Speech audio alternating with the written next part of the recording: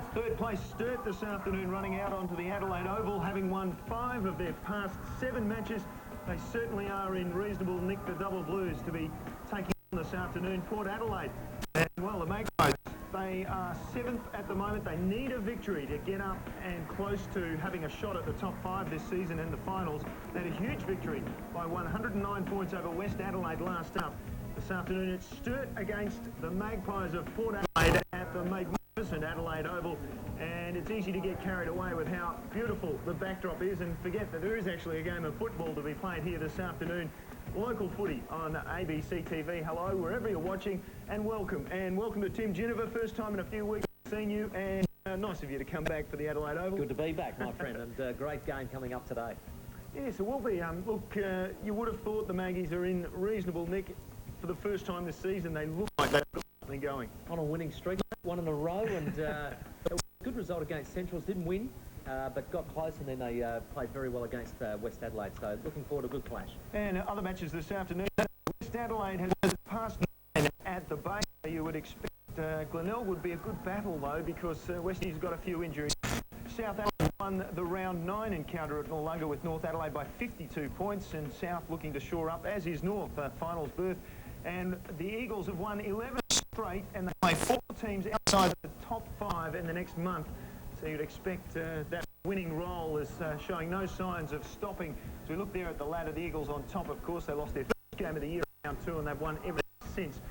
Centrals, and then down to third, Port Adelaide, as you see, and as I mentioned, a couple of games outside the 5, and they need a victory this afternoon. One of their problems is goal kicking. That's evidenced by that list there. There's no Magpie on it.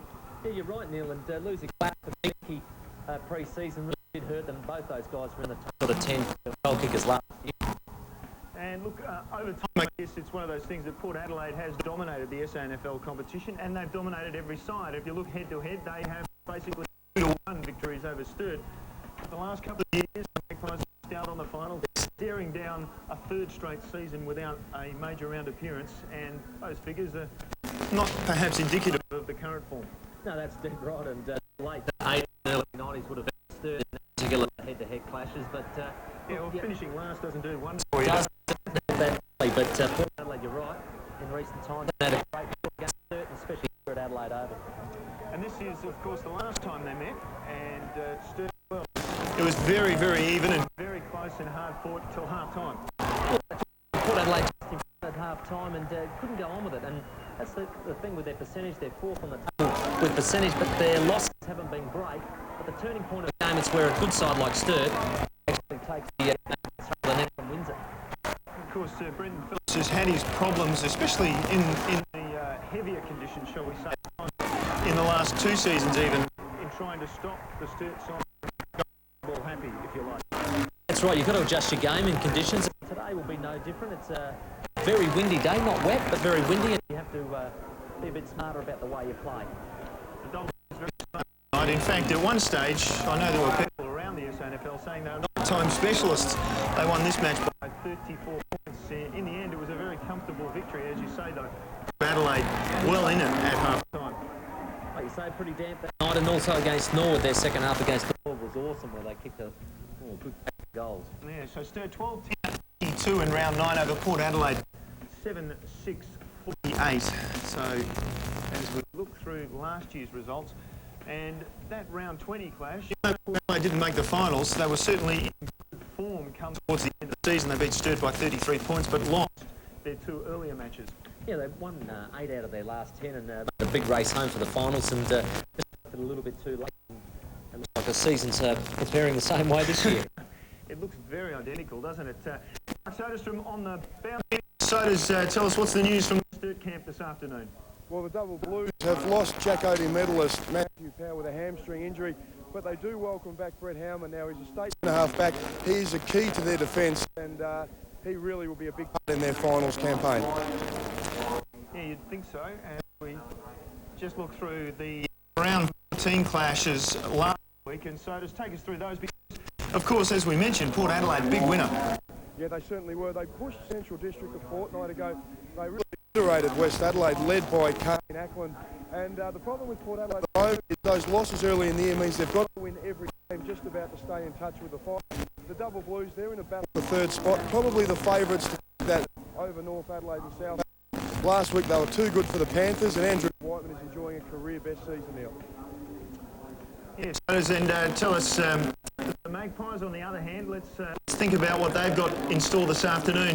I imagine that Matthew Knights will be pretty happy with last week. Yeah, there's no doubt about that. They have lost Scott Stevens. He played well against West Adelaide, no doubt. Impressed the Crows selector, so he's out of the along with Baby and the Flash Francis, who has a heel problem, and Matty Knight's boys are definitely headed in the right direction. Yeah, I thought we played 4 really good quarters against Centrals, but didn't get the result we're looking for, and I urged the players to back that up again against West. We did that. Had a convincing win, so it's a little bit of form starting to come our way. Sturt run the ball well through their midfield with their leg speed. How do you counter that today? We've been really full on attacking the last couple of weeks, and we'll be doing the same thing. We won't be looking at shutting down too many. We'll be playing our own brand of footy. And Sturt, obviously, have got a really good running brigade, but we hopefully win the battle of the midfield. That's going to play a big part today, I think. Yes, the midfield. One of the great cliches of football is that you win the midfield, of course you win the match, and so often, of course, it's the case. It's what becomes a cliche. That's right, Neil. And I think it always takes that off defence, and quick ball forward line gives your forwards a chance one-on-one. And you know, just looking at Port Adelaide's line up there, one of those blokes that's just always unlucky not to make his AFL side, but plenty of drive for the Magpies in the middle. Yes, lots of possessions for Jared Polton last week. Look, we're talking about a quick look through their lineup too. And we mentioned Brett Howman in particular was mentioned by Sodas at centre-half back. Key conclusion, their back line has been hurt by injury this season. He does shore them up and he gives them a steady head there, and it's a big loss for Port Adelaide losing Stevens because Howman now probably got a distinct advantage. And now a quick look at the coin toss, and good to see Ben Nelson back after a few on the sidelines, and Tony Brown, the Port captain, losing the toss. In fact, Ben Nelson opting to kick to right of screen. I would assume, Mark Soderstrom, that has some advantage for the Double Blues in the opening quarter. It certainly does. A very wise choice by skipper Ben Nelson. The breeze is strong. To make worth around about 4 goals.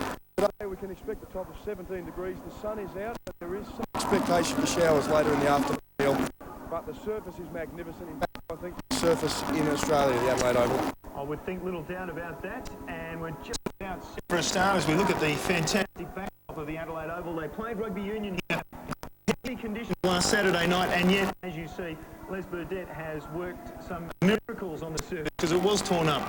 He does a marvellous job here, Sir Les, I call him, but underneath those big witches' hats, mate, they look like they're going to have a very comfortable day looking at a great game.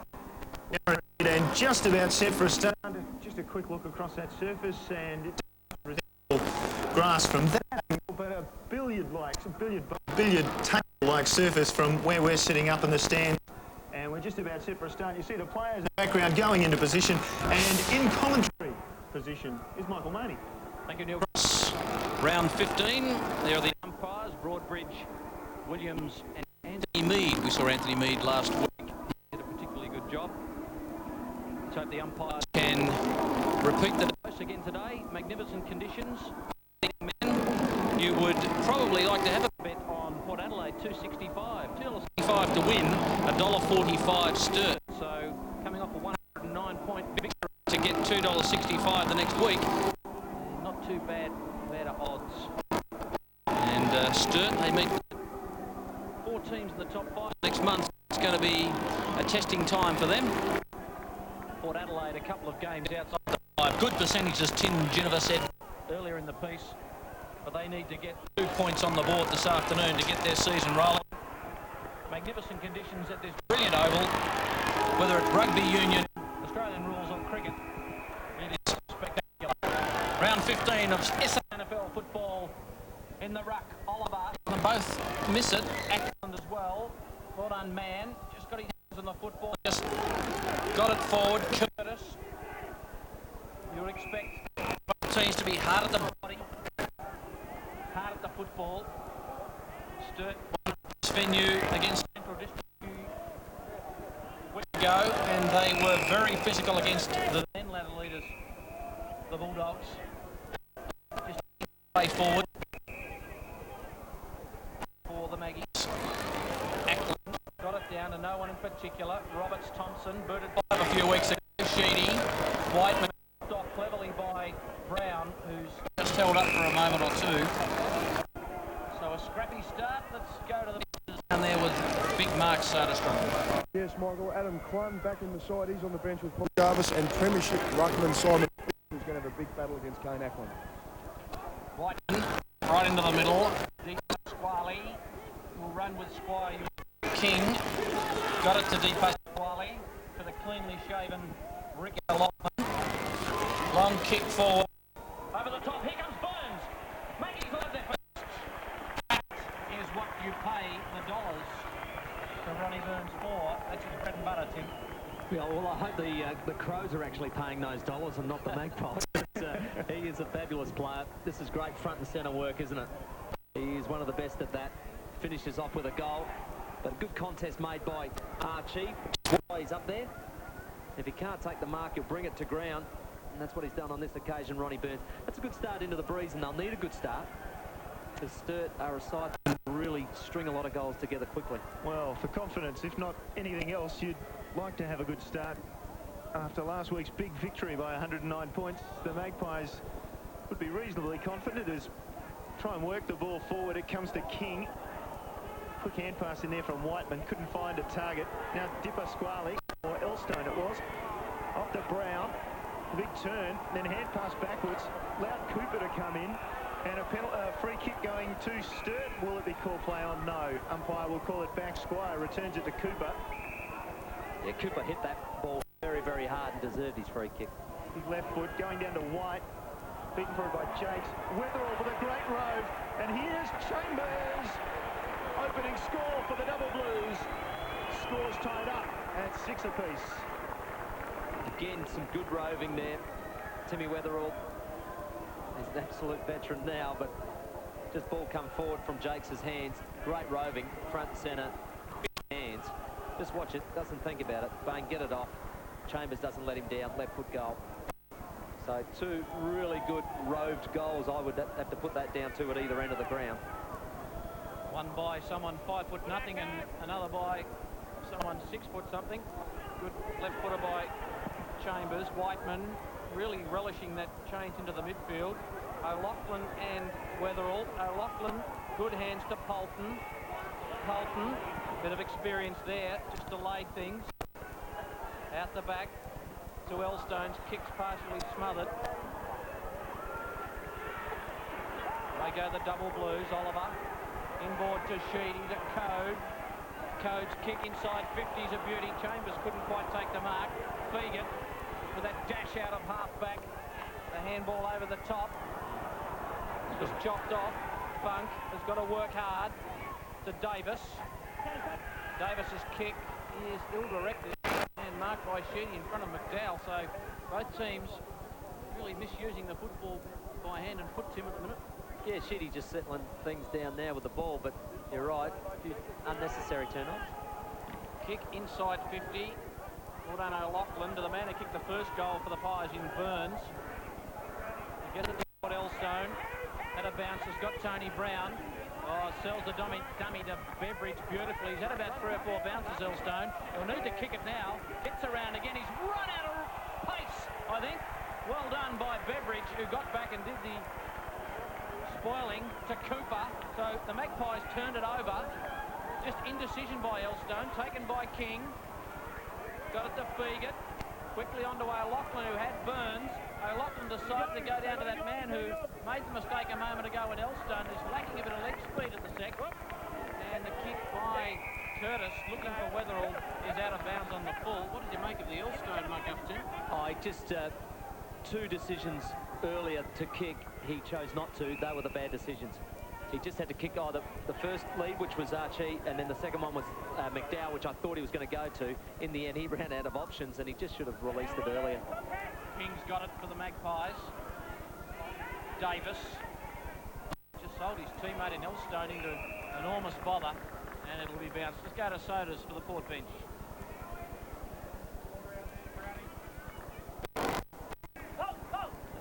Matty Ashley, Mark Clayton and Shane Biaggi. I'll do it for you, Sodas. Sodas struggling with the microphone down there, I think. Free kick, Port Adelaide. And it'll go to the captain in Brown. That could have been 25. Curse that equipment, Sodas. So Brown inside 50 with the kick. Ball punched it, came to the bat. Howman, slick hand pass to Curtis. Curtis in turn has Beveridge. Beveridge looks around and they run it well from defence. Sheedy shares it well with Smith. Smith, indecision, eventually comes short. Oliver, he's got a player running for him in Whiteman. Whiteman's in space, can go on straight away. Opts to do that, no lead coming. He'll go over the back in the direction of Chambers. And White takes the mark. Good strong mark, and that is the difference, especially at this level. There are not too many big, strong, powerful forwards like those available to Sturt. Yeah, Jeremy Jakes made a fatal mistake as a defender. He didn't take the body, and if he was going to come against White, he jumped in front rather than into the side to take White out of the contest. White just stood his ground, didn't bother leaping, marked it beautifully. Some matches this season with a broken thumb, but looks to be back in reasonable nick. There's a goal to Sturt, they're in front.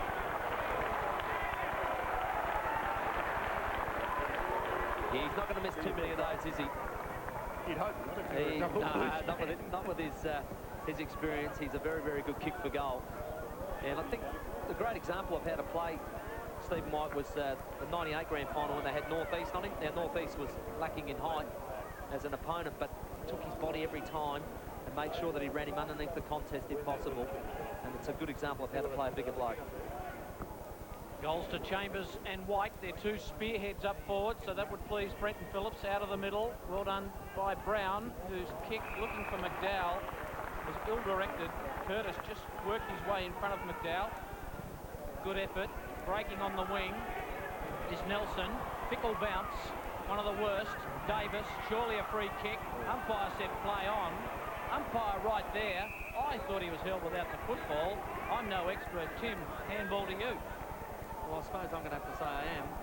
But yeah, look, Davis is definitely pushing against him, but in the end, I think the umpires in the SNFL have really gone against making a call, almost, isn't it? One way or another. Might have called that one a square up. Ackland finds Archie, who's been a revelation since going to the forward line for Port. Just kicks it out in front of Evans. That's a good kick, good lead. You really had to go wide to get it. That's those deep pockets, though, here, the big square pockets. You can afford to do that, plenty of space there. Just don't got to get caught too wide, and it's probably the situation Paul Evans is in at the moment. Evans has been in sparkling form up forward. Included 3 goals last week. And their big win. 6 against the Dogs, wasn't it? 6 against the Dogs, which was a terrific effort. Really getting back into some nick here. Normally a very accurate kick. Evans, has he drawn that around? I think he might have done. That is a good kick right on 50 by Evans. So Port Adelaide reply, scores a level again. Good work by Archie to present it half forward. Yeah, just got to keep presenting yourself. Some good work up on the midfield here. And Archie allowed to release that one into the pocket. It was a pretty tough angle. You wouldn't want all your shots from there. But he is in good form.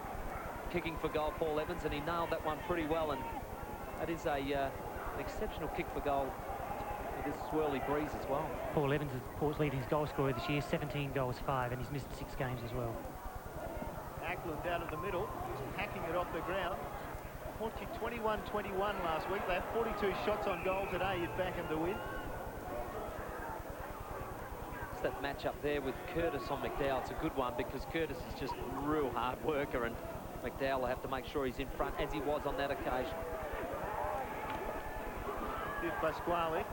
Oh, hand pass was really astray. Richardson comes in, couldn't get possession for Sturt. Now they crowd over the ball, and O'Loughlin hails the cab. Umpire Williams says, I'll take the ball, thank you. Yeah, Ricky O'Loughlin, you know, found himself in the reserves a few weeks ago. That's come back on the half-back and played some really good football. His attitude was questioned for a while, Tim. You might give us some insight into that. Well, Ricky didn't have a great pre-season, and he was probably carrying a little bit too much condition for Matthew Knight's liking. And Ricky's gone back, played some reserves footy, played well, now come in with a roll on half-back, and I think he's been a real credit. Sturt somehow forced the ball forward. Cooper missed his target with the handball, but still found Sheedy high inside the forward 50. Chambers, he can belt it forward. He had a player in Oliver running there, but instead it goes towards the boundary. Here's Polton under pressure, surrenders the ball. Umpire Broadbridge comes in, says it was too high. So Polton comes down this grandstand wing, goes in the direction of Brown. That should be a free kick. Mark, take your pick. It was in the back, holding. And Brown will get up and take the free kick for Port Adelaide. Nothing much now forward of the play for him, so he just opts to kick and hope. At the front, nice mark by Beveridge for Sturt. He can square it straight away. That's what they'll want to do, Sturt. Curtis is the man in the centre square. Away he goes. He can go short to Nelson. Opts to go for a longer option. And half forward. Well done by Elstone, or Di Pasquale it is, in fact. Both with socks down. One wears 14, one wears 15. They're both left footers, and they're both very, very hard. It's a good tackle to keep the ball in the area.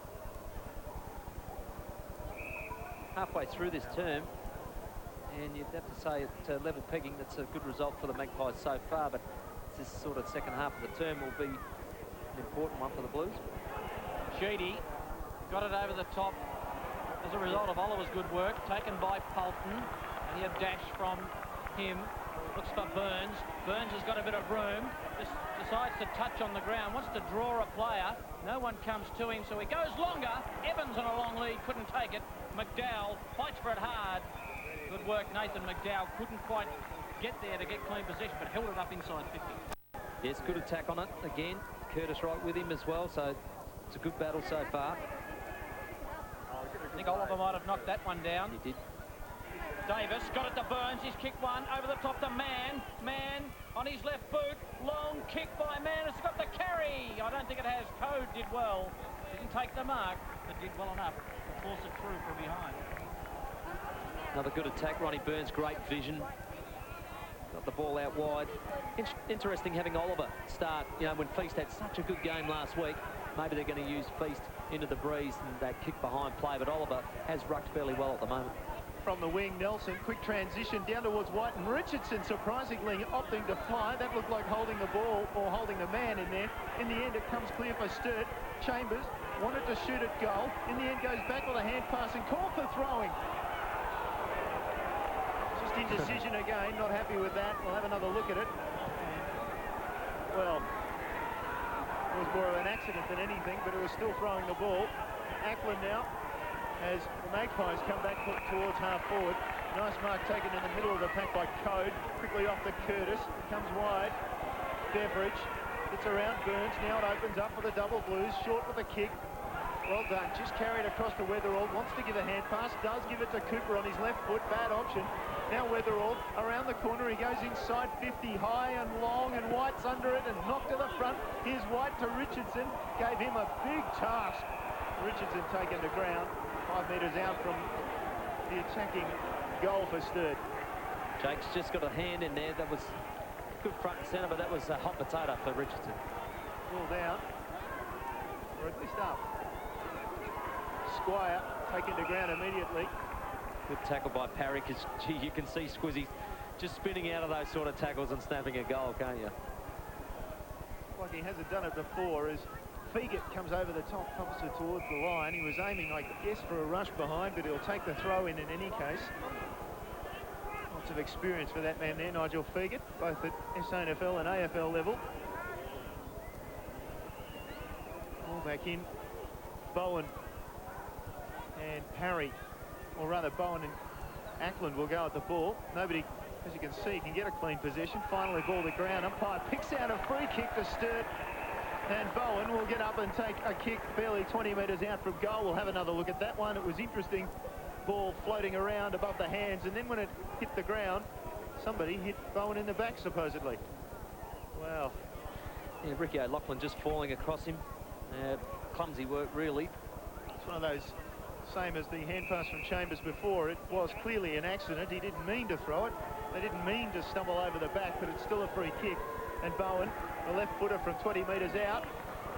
And what's he done? Umpire is happy, and Sturt is back in front. Got to take your chances and opportunities when they arise. And that was one, just being in amongst it. Being there to compete. And free kick come just through an accident, like as you said, Neil, but still a free kick. And he made the most of it, made sure he slotted the goal. That's Jake Bowen's first goal in league footy. stats man this afternoon for ABC Television Sport, Ian Mogridge. Never misses a trick. I've got to get you sometime, Moggy. I owe you a couple. You've exposed me in the last couple of weeks. Elstone tries to get it out of the centre and can't do it. Ball locked up again. And there's Biaggi warming up, and Tony Brown, the skipper, by the look of it, taking a spell down there. Just a rotation, Mark. Yeah, no problem at all there. We've seen Tony Brown even a couple of weeks ago against Central come on and off the ground just to keep his legs fresh. Nelson to Curtis, to Code, didn't grab it, one hand taken by Curtis, got it back to Weatherall. Weatherall will kick it inside, attacking 50, big pack, they fly, Feagit claims the mark and is paid, spreads it to the outer side, a man running for him in Davis, who gets it to O'Loughlin, who is playing the same role that Justin Sikalella has done so magnificently well this year for the Eagles. Taken by Fitzgerald to McDowell, so Magpies building here. McDowell kicks long into a pocket again. Archie, I think that might have been marked. Umpire said play on.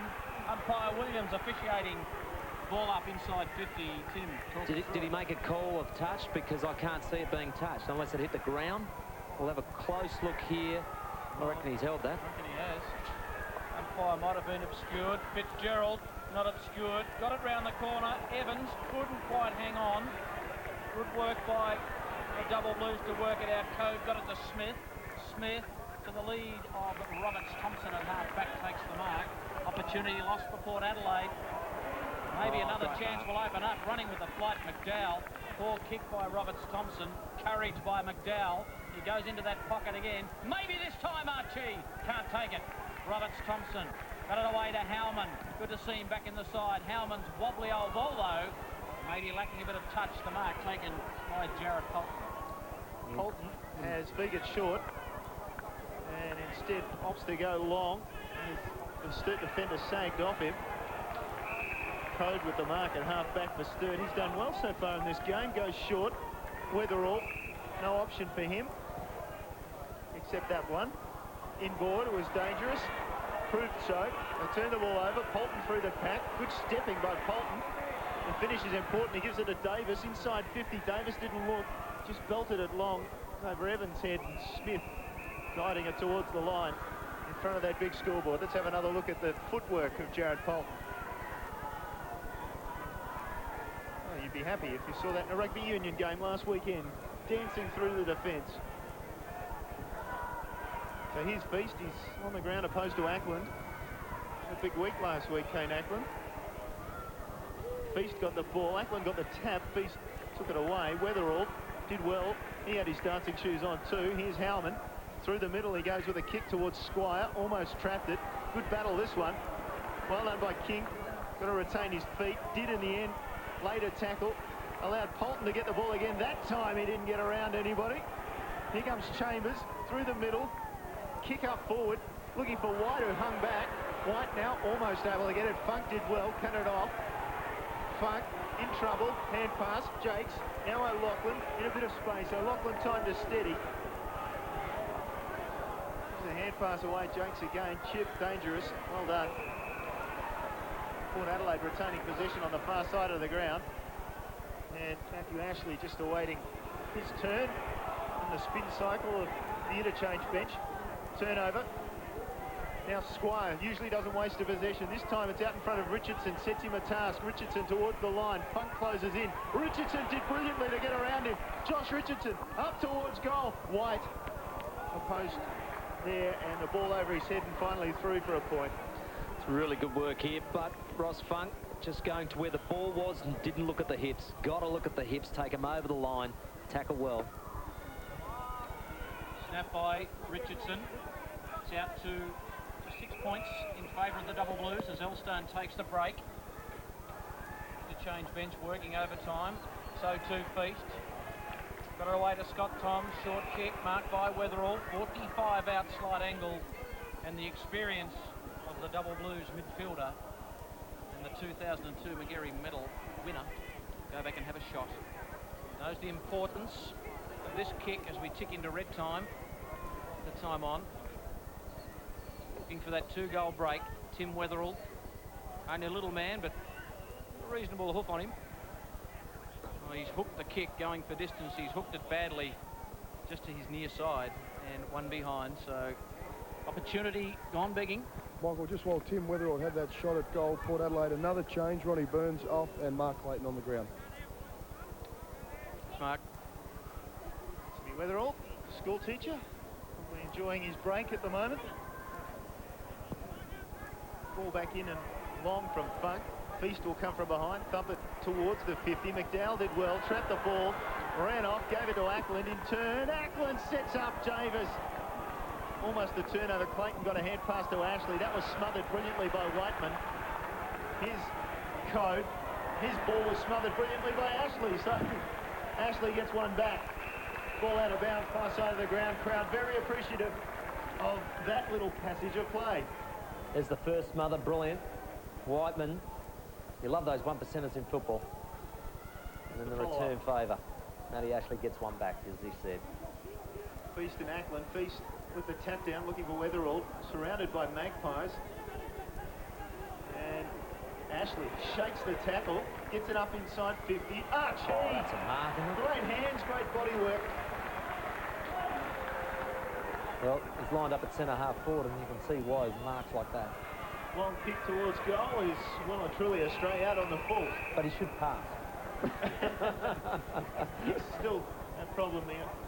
Again, one of those cliches that is a cliche because it's often true. He kicked like a defender. Howman there just reaching as much as he could, but those long arms of Archie just getting hold of it at ground level.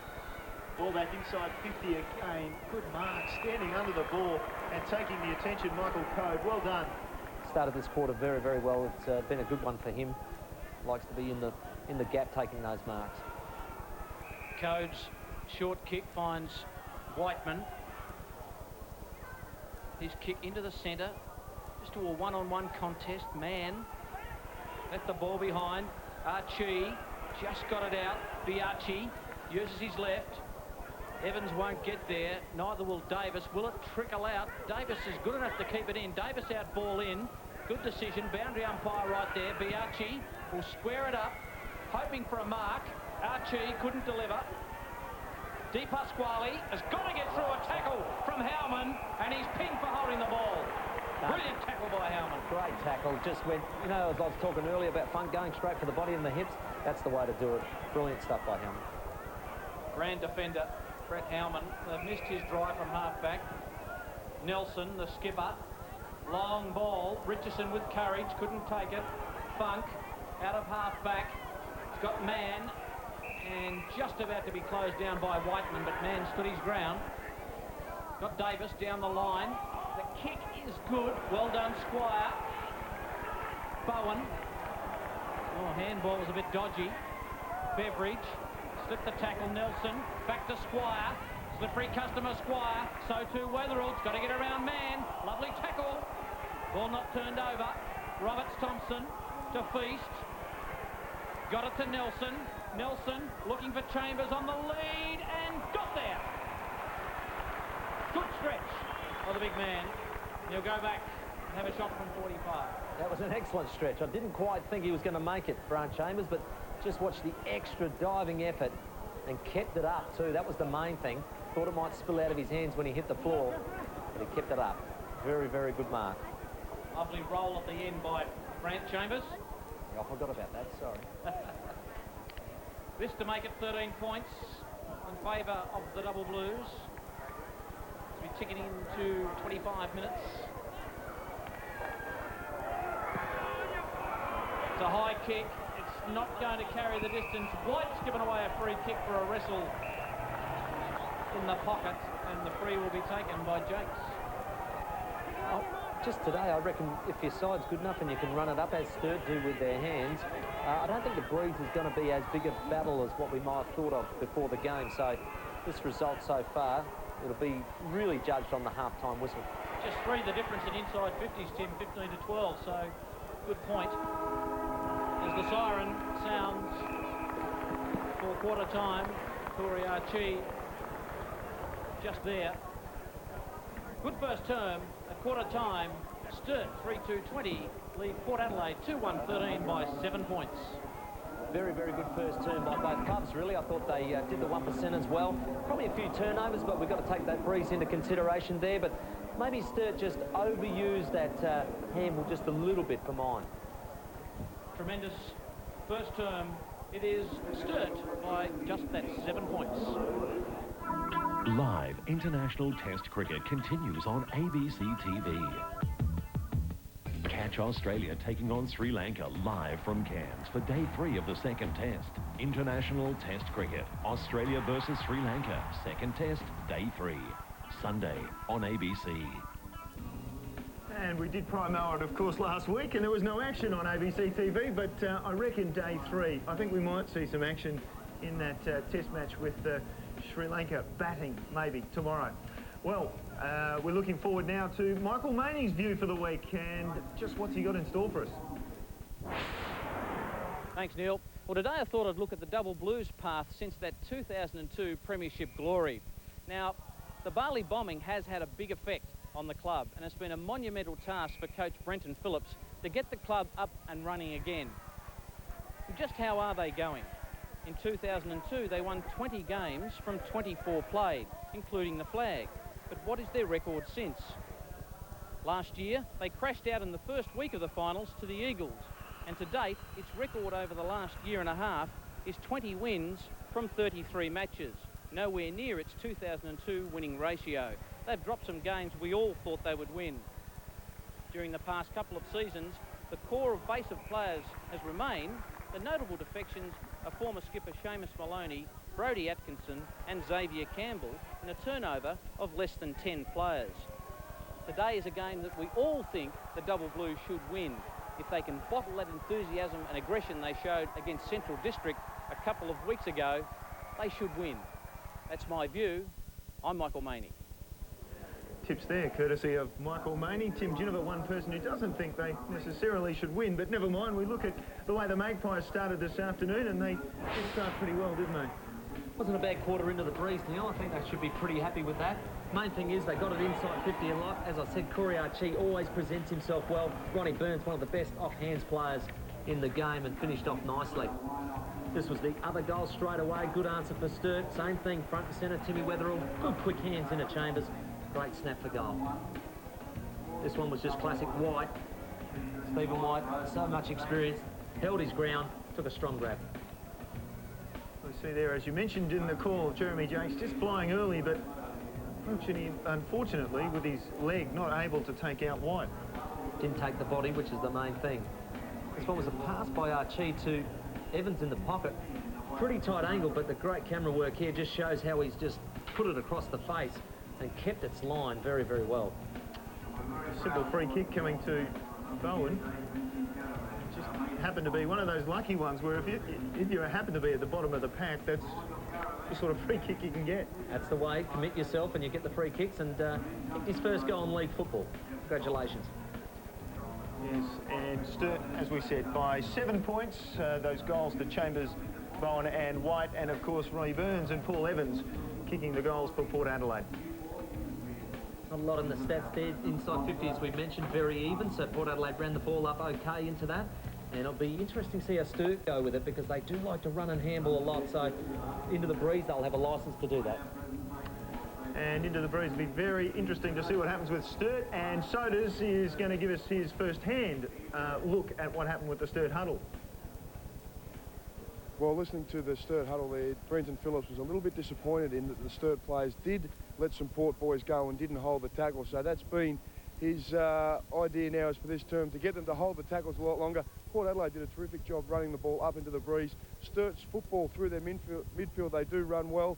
So going against the breeze may suit them as well, Neil. Thanks for that, Sodas. Brenton Phillips, as you see, quite a breeze going through the hair. So we know that that's going to play a part, of course, in this quarter as we look to this week's winner of our tipping, Betty Nella. Congratulations of Adelaide. You will win tickets to the SANFL over the coming weeks. abc.net.au/SA footy. Get your tips in. A quick look through that top 10. Kathy Wisekamp still doing well. And, of course, I'm always interested to see Victorians, West Australians, and even somebody from London who obviously logs on and has a crack at the tipping. And it's been a few weeks, Tim. This is just bringing you up to date about who's the top commentary tipster. And I notice it's you. Absolute. Oh, sorry about that. Okay, now we look at our view from across at the Women's and Children's Hospital. A camera mounted up there, especially for the occasion, and why not? The weather in Adelaide normally comes from that western direction, and it looks pretty clear at the moment. Second quarter underway. Here's Michael. Thanks, Neil. 7-point lead to the Double Blues. Good effort by both teams in the first quarter. Di Pasquale got it to Ackland. Ronnie Burns. Handball partially chopped off Elstone. Has to go with his non-preferred inside 50. Good diving attempt by Code, and is in fact paid. Umpire on the blind side, but thought he saw enough of it. And Michael Code comes to the grandstand side to Sheedy. Brown! That is a terrific mark by the skipper. Off and running, the former St Kilda midfielder. Goes long, hoping for Archie. Front and square, Biaggi. Can he collect and hook it round the body? Good kick to the hot spot, but Nelson's there. Polton didn't go with him. To Code. So they run it out of half back to Smith. On Adelaide's rookie list, Matthew Smith kicks it to the wing, and Harry. Front and square, Roberts Thompson. Got it away to Squire. Squire thought he dropped the footy. Umpire agreed. Good tackle. And it'll go back to Mann. There it is. His tackling's been good today. Peter Mann just been at the body, hanging on, and finally been rewarded. Strong. Mann kicks to his opposition in Matthew Smith. Was looking for Archie, but Smith took the mark. Just kicks to that bottleneck on the outer side, but Tim Weatherall just read that falling kick into the breeze. Kicks long, looking for Bowen. Rove well by Sheedy. Sheedy's scrubby old ball was looking for White. Jakes just backed himself and ran off. Good play. Found King. Over the top to Burns on the rebound. Port Adelaide.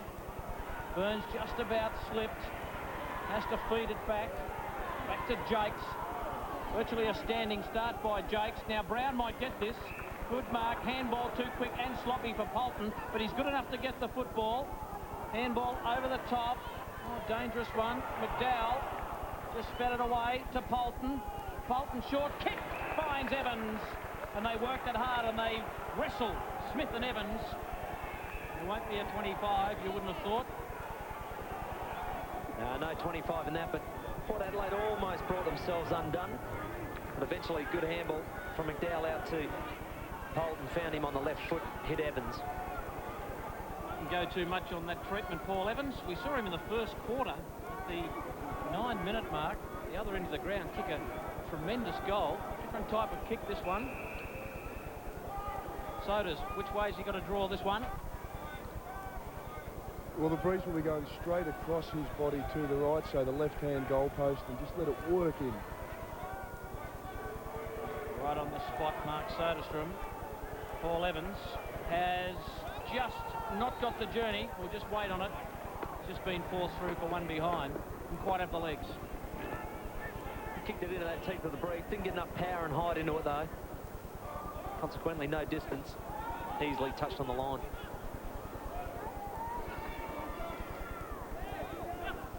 Nelson, good choice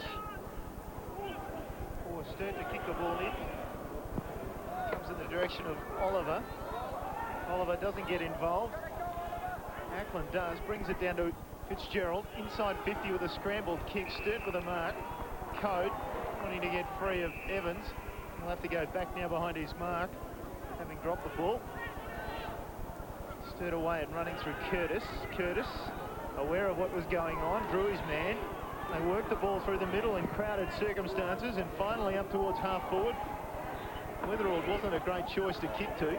Brown shares it to Biaggi, closes in towards half forward, and then chips short. Evans backing up, should take it, does. Will kick from about 50, Paul Evans, and no angle to speak of. A good play by Biaggi, because he was running at a lot of pace and heading straight for the square, and he looked up. There was only two Double Blues defenders, and he changed his vision. Just there, we see it. Saw Paul Evans out the corner of his eye and hit the target. In fact, Evans should kick from just inside 50. A lot of lines out there. Of course, some leftovers from the rugby last weekend.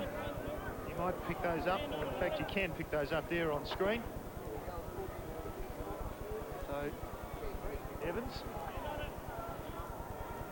this one to level up the scores. Kicks from 49 metres, no problem with distance this time for Paul Evans. Scores level, and 2 for Evans. He finished that one off nicely. Normally players of that calibre, if they miss one earlier, if they get a second chance, which he did through Biaggi, I don't normally miss them. But Sturt just, again, as I said in that first term, at times they overuse that handball, and I thought on this occasion they did that kick to a crowded pack of players in the centre of the ground. Ball came forward, front and centre, and Magpies worked it up with a couple of handballs through Biaggi, hit the target. Nice finish by Evans. Good contest.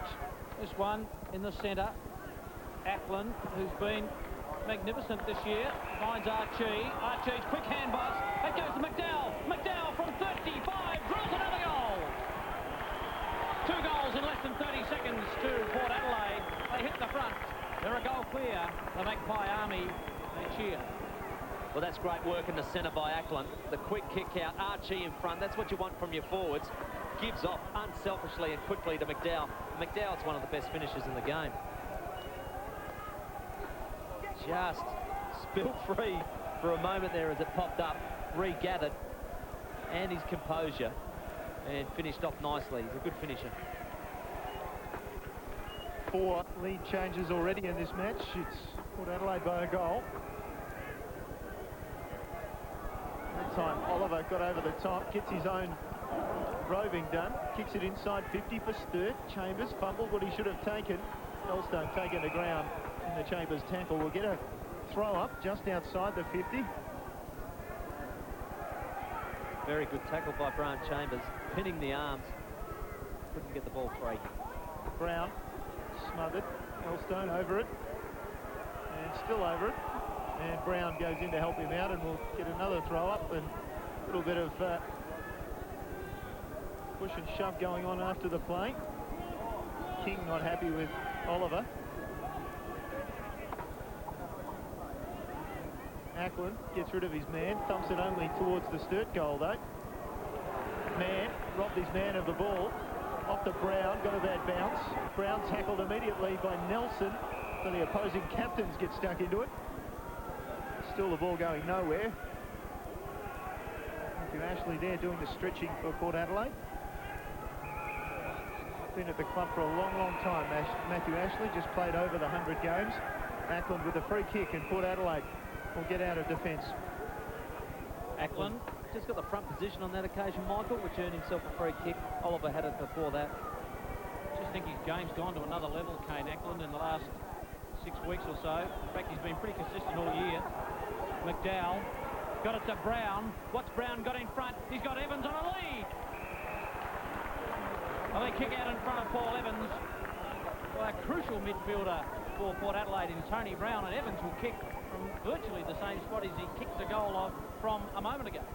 Great work by Jeremy Jakes. Just got a hand to it, tapped it to McDowell. Very good quick give to Brown, and then Brown on the run puts it out in front of Evans. It's not far off where his last goal came from, Michael. This kick to take it out to 2 goals. Evans has been on fire in this term. He's kicked 1-1 in this quarter so far. And he's let himself down with a kick and just raked it in for a behind. Disappointment. Against a good side like Sturt, you really want to take those opportunities, and Paul Evans will be pretty disappointed in himself. He didn't do that on that occasion. You see the Sturt side huddling up at centre-half back, ready to break free. Port Adelaide setting up a soft zone.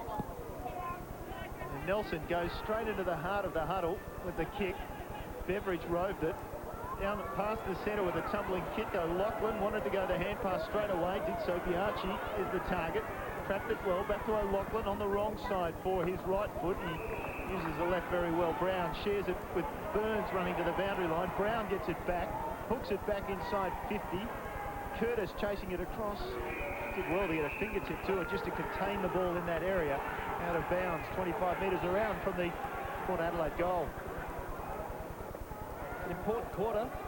The second quarter, as I said, will really judge Port Adelaide's first term by the half-time whistle. At the moment, Sturt struggling to get it inside 50. Biaggi's ball was smothered and out of bounds. It might have been Cooper coming across the boot of Biaggi then. Did well because that opened up through Ackland's clever tap. Mentioned Kane Ackland a couple of times. Ackland again just able to get rid of Oliver.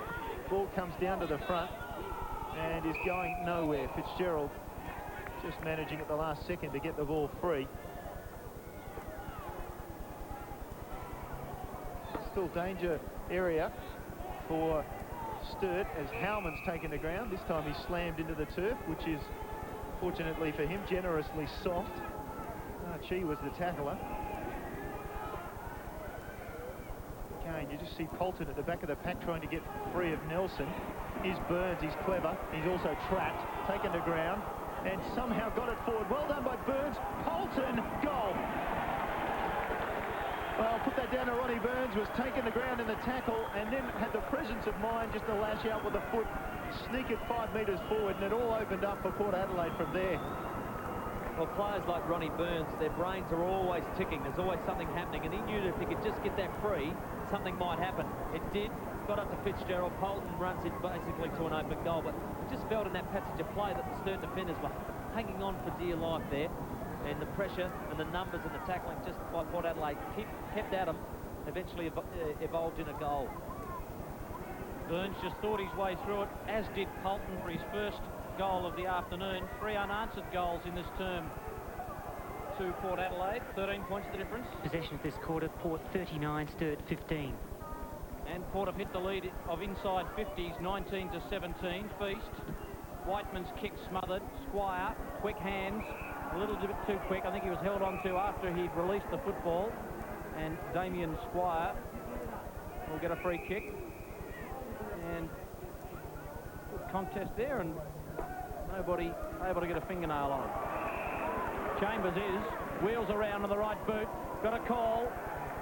Inside 50 from Bowen. Lovely work by the Port defence. Just bottle it up. And Bowen couldn't quite get his hands on the footy. Good, strong defensive work by the Magpies. Yeah, Parry just lost his man. He lost Bowen in that contest. Quickly turned around, saw the opportunity. Was lucky to get his fist in there and defended well. Here's a player who's been prominent in man for Port Adelaide. Whiteman just fumbled. Biaggi is gathering a bit of confidence. It goes to Curtis. Uses Roberts-Thompson. They love to handball. They're number 1 in handballs, the Double Blues, this season. Taken by Curtis. And his kick ill-directed, marked by a man in the white boots, Ricky O'Loughlin. Always seems to be very composed. Goodbye foot skill to Elstone, former Hawk, but she's glad he's playing with Port Adelaide, not Hawthorn. And the mark taken by Brown in front of that niggling player in Whiteman, who is always at you. Brown, short kick. Davis has the poise to get it back to Brown. Brown's kick, and Evans over the top. Umpire said play on, didn't quite get enough of it, and a ball up at half forward. Tim. He might have just spilled it at the last minute, Michael. It's a great leap over the top, controls it, just spills at the end, I think. If we get the front view, yeah, didn't quite control it to the end, so good decision by the umpire, but great attack on the ball by Paul Evans. A lot of players around this football, no one can break clear with it, and another ball up. 13 points the difference after that Jared Polton goal a couple of minutes ago. Double Blues work it out. Beveridge concedes some ground to Smith, and the old 1-2 comes into play. Beveridge got it back to Sheedy. Sheedy's long kick. Feast will take this mark and wants to go on. Inside he goes to Beveridge, about to be shut down by Burns, gets the kick away. It was awkward, perhaps put off by Burns. White traps it, hand pass went back, and a too high free kick will come to Bowen. Jacob Bowen just taken late. Let's have another look at that one.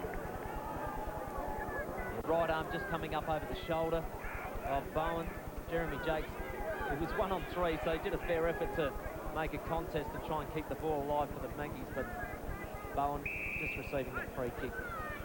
What's his kicking like? Because Paul Evans kicked one from virtually the identical place on the ground in the last quarter, in the first quarter at least. Bowen starts at left, stays well left, is probably, well, I thought it was out in the full, but he snuck it in for the behind.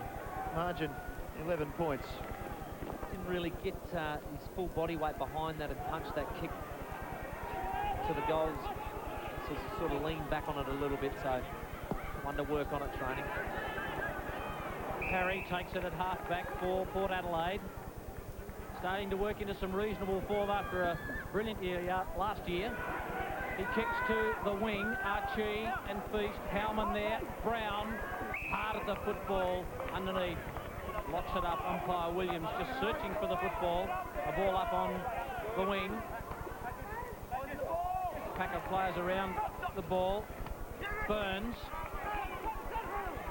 Elstone just barges his way through. Wrong, isn't he? Brown to Biaggi. Di Pasquale. Now it opens up for Port Adelaide. Taken by Mann. Mann looks for McDowell. Can't take the mark. Smith shrugs a couple. It falls to Davis. Davis hooks it over the shoulder. A mark won't be taken because a lovely piece of work by Ben Nelson. He was out of the contest for all money and got a fist on it for a behind. Oh, it's fantastic, Michael. This is a certain goal. I reckon that's bounced off of Bolton, so you take that credit I back. think it might have come up his shoulder, just misjudged. It was a very firm, looked like it was a fist. It was a very, very firm knockaway. Ball back into play. Sturt again, playing the huddle, managing to get the ball clear. Here's Smith. He'll use Howman in a 1-2. Howman off the wing, goes short. Roberts-Thompson shares the ball back immediately, and Sturt almost inside 50 with the kick. It'll still come to Weatherall. He's got a hand pass on over the top to Cooper. Cooper needs a good bounce and a bit of luck. He has lots of both in the end, back to Richardson, and he's kicked the minor score. So good pressure from the Port defenders. They kept coming. Certainly right, Neil, because it's almost a certain goal here. Jake's just got a hand to him, and then Richardson couldn't get it onto that left foot with enough curl to get it back for a goal. But good pressure, good smother, Ricky O'Loughlin. Di Pasquale, a short kick, finds Elstone. Just the two straight kicks in it. 17 minutes, second term. Archie comes from behind and read it beautifully. That hurt Beveridge, I reckon. And drove his knees into the back of Andrew Beveridge, right into the middle. They really sting. Nigel Feagett kicks it long, and Feast takes the mark after Ackland floated across too early. Finds Beveridge, who's just shrugged himself and got on with the job. Handball chopped off by Burns, who gets a dinky little kick. Weatherall, half-distance kick. Howman tracked the footy well, got it back to Beveridge, who looks for Roberts-Thompson, but McDowell's got him. The ball somehow just tucked away, and a ball up as a bit of push and shove. There's Jarvis, hands it back to umpire Peter Williams. Ackland got the tap out. Sheedy sharked it. Scrubby old football. Ricky O'Loughlin just sinks the slipper into it. Boundary throw in. Yeah, it was 3-1 then, Michael. I thought if he had tried to pick that up and the ball turned over, it would have been pretty costly. And Ricky's brain, as intelligent footballer as he is, knew that he had to soccer that off the ground of the boundary. Ball back in. Feast has had an impact since going into the ruck for Sturt, but it's hacked forward for Port Adelaide towards Evans. Trapped it well. Can turn around and kick a goal, Evans. And it looked like bread and butter for a full forward, but Evans astray with that one. We're going to be pretty disappointed again, because as you said, he did everything right, attacked it hard, turned around. Should have really almost even straightened his body up towards goal. 1-3 in this turn to Paul Evans. Mark taken by Feast. Height advantage over Man. Used it well. And on his own is Roberts-Thompson. Advantage rule paid. Kick was paid for running over the mark, I think. Taken by Sheedy. Couple of bounces. Loves to draw the player in. Long kick. White can't take it. Over the back, where are the Crummers? O'Loughlin takes it to ground. He's taken to ground. Umpire will ball it up as Nathan McDowell takes a well-earned rest down there, Sodas.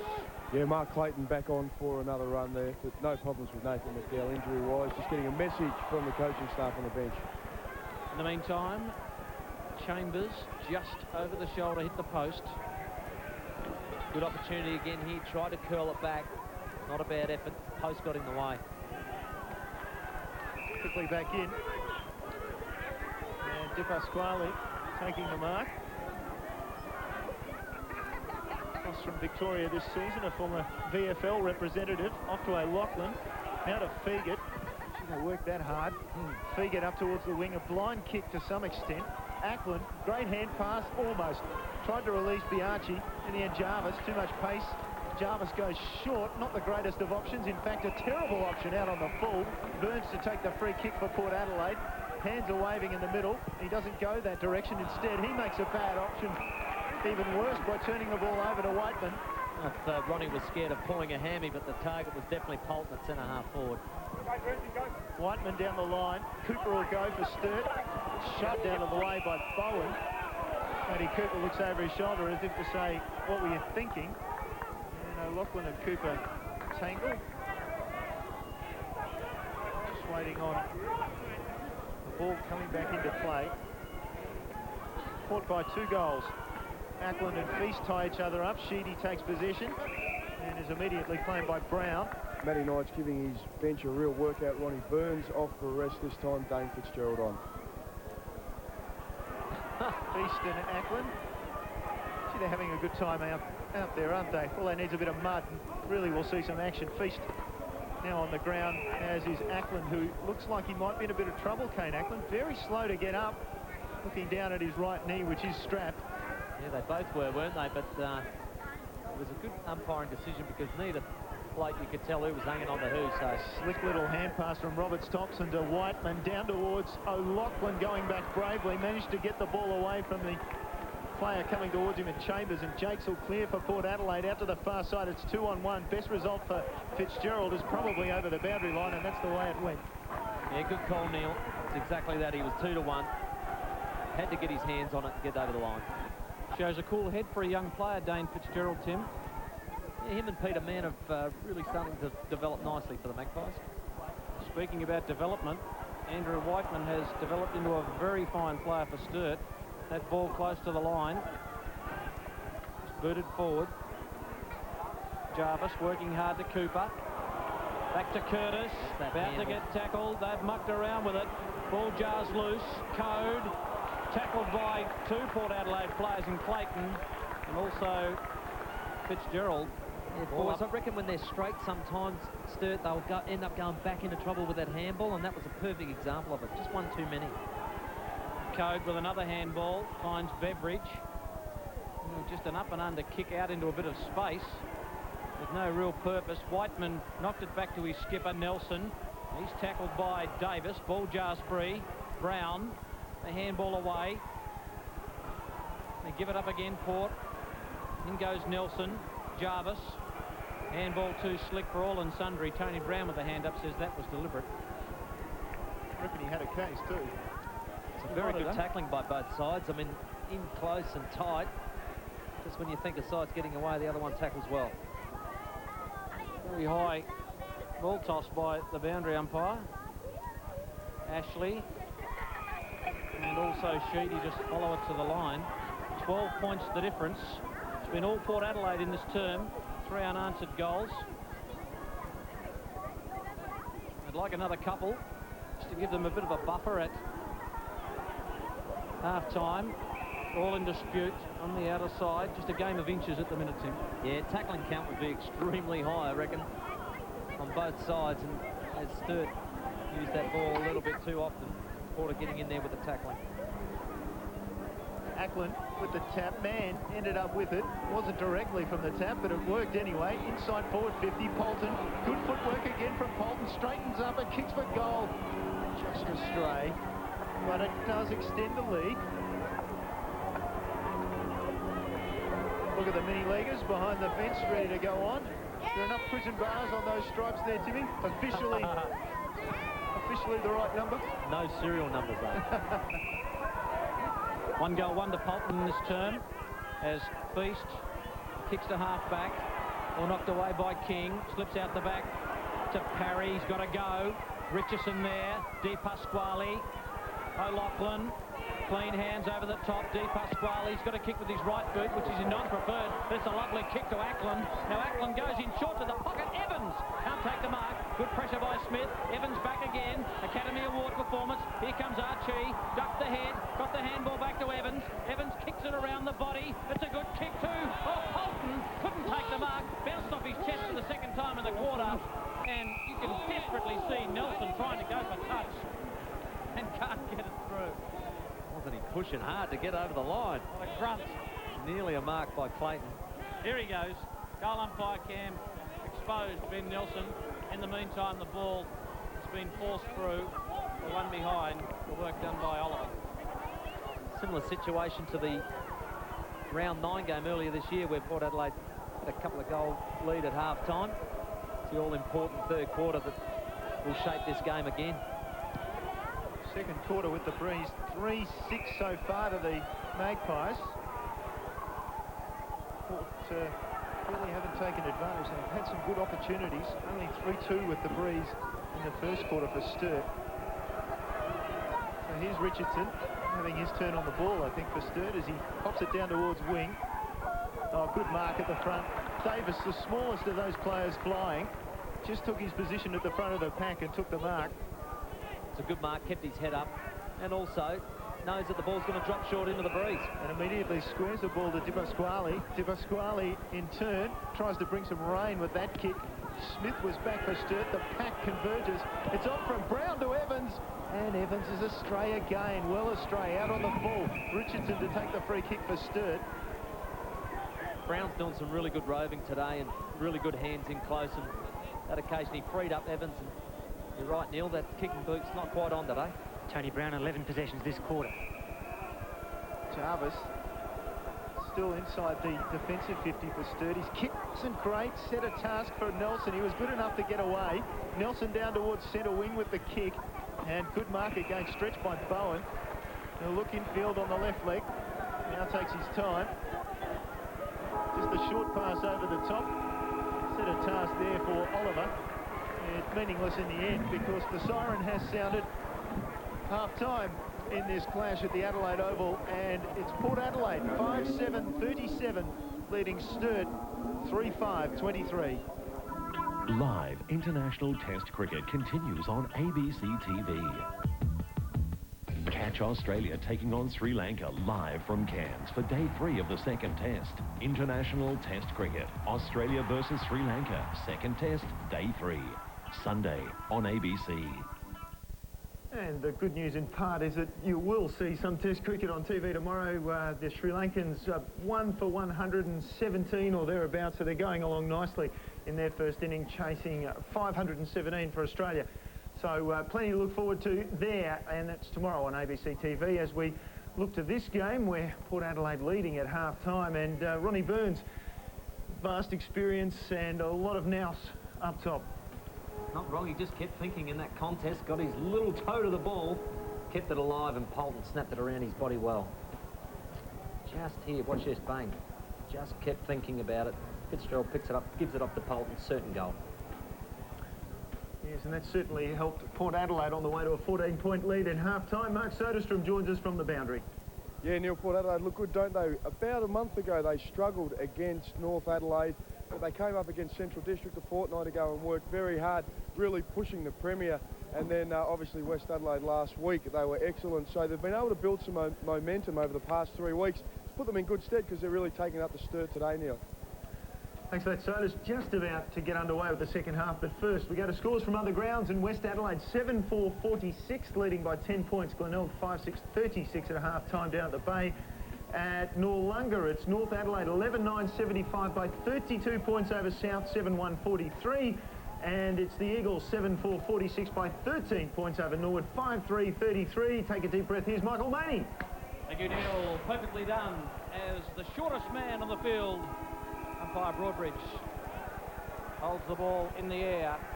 Underway in round 15 of SANFL footy. Port Adelaide lead it by 14 points. De Pasquale locked up. And in the budget this week, if you read the profile on Christian De Pasquale, he describes himself as simple. I'll just leave that one alone. Fitzgerald can't get out of that cluster. Tony Brown with 15, 16 possessions in that first half. Ian Mogridge. That's right, 15 for Tony Brown, 13 for Chad Davis and Ricky O'Loughlin for the Magpies, and for Double Blues, Jay Cheedy, 15, 13 to Andrew Beveridge and Michael Curtis. Magnificent pan of the Adelaide Oval. Taken by Weatherall. Double Blues looking to strike back. Squire, long way out, loads up a long kick and splits the middle. That is what that man, Damien Squire, is capable of. The Magarey medalist. Sturt get the first of the second half. What a kick. That's more like the football that Sturt play. As I said, they're a dangerous unit when they get going and can really punish you. And, you know, there's only 3 possessions in that whole piece of play. Nelson to Weatherall, off to Squire. And that's the straight direct footy that they're really capable of and carving sides up. But as I said at half-time, it's really this third term that's going to determine which way this game falls. Port Adelaide, a good first half, but a 14-point lead, probably not a lot to brag about. And you can tell that that reaction from Squire going to King, that he's held on well in that first half. Matthew King done a good job on Damien Squire, a dual Magarey medalist. It was just Damien Squire's third kick, and he's only had 2 handballs. Here we go. Thanks for that. Ian Mogridge, ball out of the centre from Ackland. McDowell leading in the chase, flanking him. Burns goes past that player and turns and onto his right foot. Now he's in trouble, McDowell. Well, that was cruel, I thought, Tim. At the end of the day, he got a hand pass in the tackle, and Weatherall's been rewarded for holding the ball decision. A little hot on the whistle, wasn't he? But McDowell, when he looked up, should have gone long. He had a lead on, so probably just penalty. Weatherall, in turn, has delivered a perfect kick straight to Ackland. Although he made it look hard, Ackland now back towards the wing.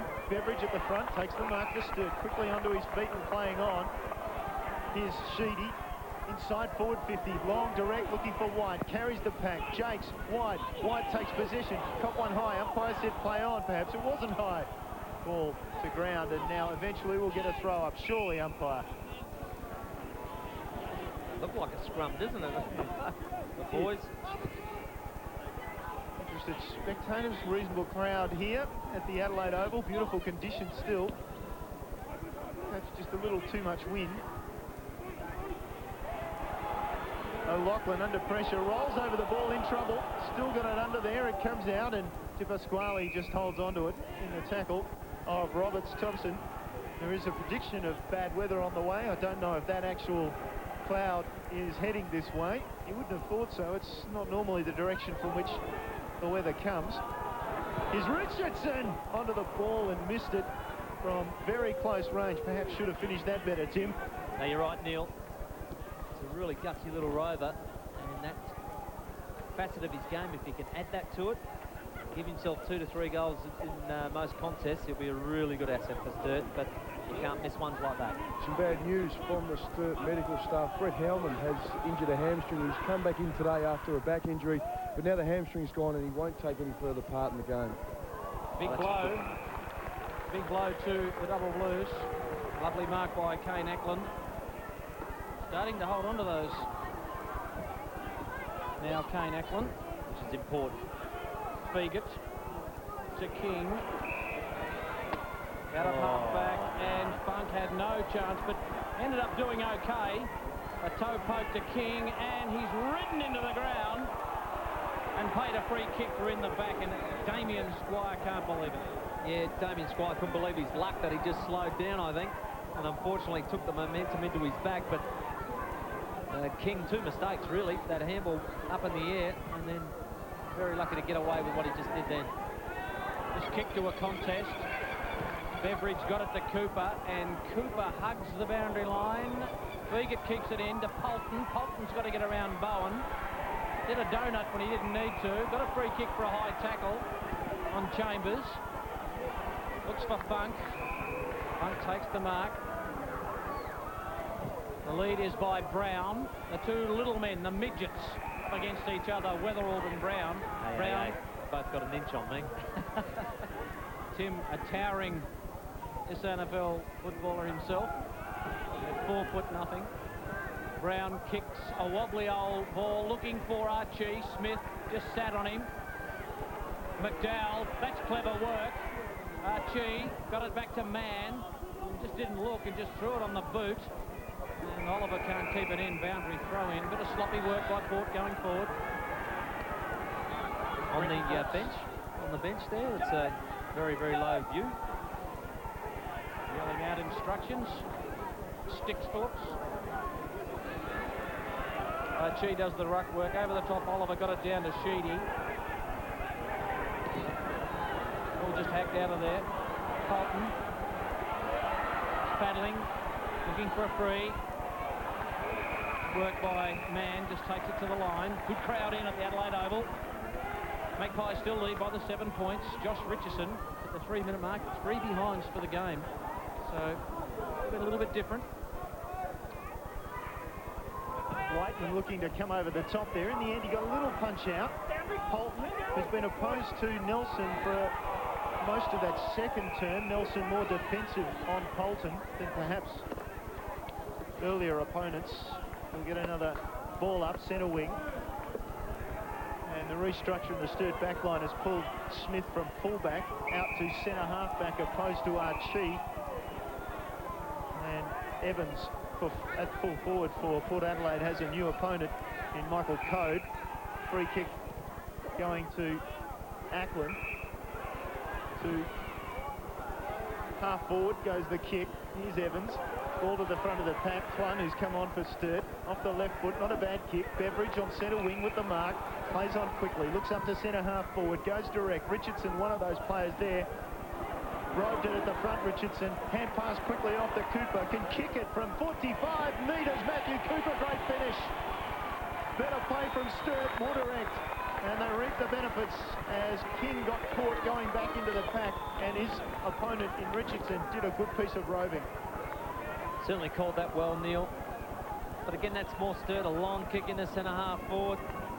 At the front centre was Richardson. Gave off Matty Cooper. Thought about it and then went direct to goal, and really was a good finish. It's an important time period for the Magpies early on in this term. Sturt have got the couple of early goals that they wanted. They can hang on and have a tough quarter in the third. Sets it up well for the last. Little fella was happy, wasn't he? Good on him. Matthew Cooper's first goal of the day with that long kick. He is a very long kick for a man of very few centimetres in height. Normally pretty accurate. Weatherall, kick smothered. Clun sat the first half on the bench to Oliver. Here go the double blues again. Long kick by Oliver, looking for White. Good bit of body work by Stephen White on Jeremy Jakes. And took the chest mark. And this kick could put the double blues in front. Well, Sturt didn't do this in the first term, did they? They played short, they moved handballs, well, 3 and 4 too many. And now, that was one handball out of the middle, long kick to White. Dangerous football. Sturt haven't led since the 3-minute mark of the second term. White has kicked. We'll just wait on it. A behind. Scores are level. That's a bad miss, isn't it? I mean, Stephen White, with his experience, he's a very good kick. I can't believe he's missed that one.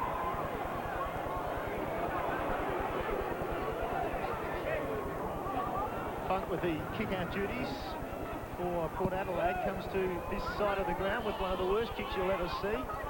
Sturt turned it over immediately. Bad hand pass by Whiteman. Immediately turns it over again. Whiteman gives away a free kick. It's called play on. Advantage. Out of half-back towards Polton. Nice in front of Jarvis. Did well, Joe Polton. Now he looks up. Magpie stream forward. Oh, that set him up. Quick, where's the ambulance? They did well to get out of it, though. Well done by Mann, the young man. Got it up towards Archie. Squares the ball, hoping for somebody out in front of goals. It's only double blues, though, and they stream out of defence. Opportunity to go wide. They do. Out there, Roberts-Thompson. The boundary line coming up too fast for him, though, and we'll get a throw in. Centre wing, far side of the ground. Just on this side of the wing, that attempt on a tackle by Squire on Mann, he just bumped him instead of actually taking him. Should have just got his arms right around the body and brought him to ground. Vastly experienced player, Squire. You would have thought he'd knows something like that, opposed to Mann, who is former captain of the first 18 at Sacred Heart College. Sturt from half-back again, muck around with a few handballs. Eventually it comes clear, and they're down towards half-forward with the long kick, looking for Chambers. Again, the numbers favoured Sturt. It's just a bad bounce. Parry through, crash, bang. Hand pass to Ackland. Lost the ball. Cooper. Now Jarvis taken heavily to ground. Cooper in there again, fighting for Sturt. Chambers, just a scrubby old kick forward. Richardson, slick hand pass inside. Squire's hand pass under pressure just wasn't good enough. McDowell held without the ball. That's holding the man. Surely umpire, yes. Comes in, and Richardson will have to surrender it to Nathan McDowell. Jarvis just holding on there, so it's Dipper Squally clearing off half-back for Davis. Davis from the wing. Good lead, Archie. Got it back to Davis, who ran on. Sold the dummy to Clun. Kicked it inside 50. Good work, Code. In front of Evans. Crumbs taken by Whiteman. Half hoping for the line, and then Smith, who got it to Clun. He's got to get around Burns. Burns just nudged him over the line. In the end, good work, but he bounced off him. Just gets there. Taking him high. Over the line. Back on at Oliver. Taken by Clun. Chopped off brilliant there by Burns. Burns will drill it inside 50. Code. Too fierce for Beveridge. Beveridge has played pretty well back there. Shorts it up. Got it to Whiteman. Whiteman. Well, Free kick somewhere. Kick downfield. Now the umpires are blowing their whistle like crazy out there. Is it against Parry? Well, the signal was from the umpire behind the play that it was high against Parry on Whiteman As he was kicking it. as he was kicking it, which is why the ball's being brought back, I think. And it's going Well, back. no, it's going to Squire. So go figure that out. I don't know. We'll go back. We'll call it Squire's kick. Back to the drawing board for us. And we get Shane Harris to talk about it during the week. Taken by Cooper, who got it from Roberts Thompson. Cooper around the corner. Richardson takes the mark in front of King. Hemmed in on the boundary line. Difficult angle. He's looking to try and give it off. But I tell you what, in these situations, Richardson's kicked 3. He's missed 3 snaps. He'll probably kick this from the boundary. It's the sort of thing that happens sometimes in a game, Michael. He did have 18 goals 5 before today. Now he's got 18 goals 8. Can he have another one to that total? Josh Richardson doesn't run around and doesn't even have the legs from there. Wiggle! Just crumbs it. Port Adelaide defence went to sleep. Goal to the Double Blues. Gee whiz. Almost had a giggle. It was that embarrassing. The kick just travels to the line. Fegert doesn't take the mark. The only person front and centre is Timmy Weatherall. He must have thought it was his birthday. That is unreal. Good roving by Timmy Weatherall, but nobody else from the Port defence in front. Was pretty embarrassing. Well, he was hunting it, wasn't he? Weatherall gets a goal. Sturt by that margin. Ball quickly into their forward 50 again. Not quite. Didn't make it that far. McDowell off half-back now. Possession to Fegert. Down towards centre wing towards Davis. Cross came Sheedy. He missed it. Polton missed it as well. Finally to Davis in the tackle. Gets the kick down towards half-forward. Archie. And they call it Cat to Fitzgerald. Kept it in somehow. Still its play on. Inside 50 with a kick looking for Evans. Evans, good mark. Seesaw battle at the moment. Evans has a chance to level up the scores again. Yeah, settling goal here for Port Adelaide's pretty important. They've managed to work hard in the last few minutes, but Sturt definitely with the momentum in this third term. And Port Adelaide playing a very open forward line. Only had Archie and Evans in there at the bounce. Code, who done well in a couple of contests, led Evans to the ball in this quarter. Evans that time, though, got to the front. That kick is not going to make the goals. Dangerous punch down from the Sturt defence, but Beveridge roves it, and they'll come away through Cooper, who is a long kick, and he goes long, and he's met after he's kicked it, and then it'll be a free kick downfield against Evans. 2 minutes And it's play on, and they're quickly sweeping the ball forward. Sturt. Fegan at the back, taking possession for Port Adelaide towards the wing. He goes to Di Pasquale. Plays on. Di Pasquale off the left foot. Cooper in best position takes the mark for Sturt. Cooper, one of the victims, if you like, of the Bali tragedy, has had problems with his hearing. Has been better, apparently, since he had a hearing aid fitted this season. That kick wasn't the best. Curtis made it look brilliant. Michael Curtis through the middle now. Hand pass. Weatherall, 1-2 with Curtis. Down towards half forward with the kick. Sturt with momentum. Port Adelaide with the ball clearing from defence. On kick out of there by King. Finds the line. Port Adelaide under all sorts of pressure at the moment. The Double Blues have taken it up a notch or two. They certainly have, and as I said, the momentum certainly with the Double Blues in this turn. They're playing a much better brand of football. I think they wasted it in the first term, but they certainly turned it around this quarter. 3 unanswered goals in this quarter. All done by Bowen, but sold Squire into all sorts of trouble. We've seen a bit of that today. We've seen players turn it over. There's Matthew Knights. Bowen, look at that. Just probably got the call from Squire and honoured it. O'Loughlin. Out of half-back. Sheedy. Round the body. Over the back, sweeping and mopping up McDowell. Got around Richardson. Needs to use his left and turns it over. Bowen gets in the gap. Gave it away to Sheedy. Sheedy just kicks it long. White or Chambers. Ackland, one grab, two. Couldn't take it. Chambers with strength. Good tackle. Jakes. That is untidy at the head, and Roberts Thompson will take a free kick. Well, I reckon he's going to part hanging on about a couple of seconds earlier. And 2 there anyway. 2 free kicks definitely, and in the end shouldn't be any free kicks because Ackland dropped what he should have taken. I mean, 2 or 3 attempts at it, didn't complete the mark, and now it could be turned over into a goal. Must take those marks. Clearly playing a couple of players behind the ball, Port Adelaide. Port Adelaide definitely, as I said, only Archie and Evans up the forward line at the beginning of the bounce, and definitely McDowell loose across half-back. This for a 2-goal lead to the Double Blues, and Brand Chambers' 33rd goal for the year. It's a good-looking kick. Ian Mogridge punches the air and does a dance. The Double Blues are out by 2 goals. You sort of get the feeling of deja vu from the first round clash between these two sides. Port Adelaide in front and dominating pretty well. And then Double Blues gaining momentum in the third term and running over the top. But Port Adelaide need to hang tough here and perhaps get another goal back on them to just steady the ship. If they're good enough to do that, they need to do it in the next 5 minutes. Because Sturt are very, very fast with momentum at the moment. 4 goals, 2 without reply to the Double Blues in the second half thus far. 18.5 minutes gone. A 12-point lead for the Double Blues. Oh, look at that.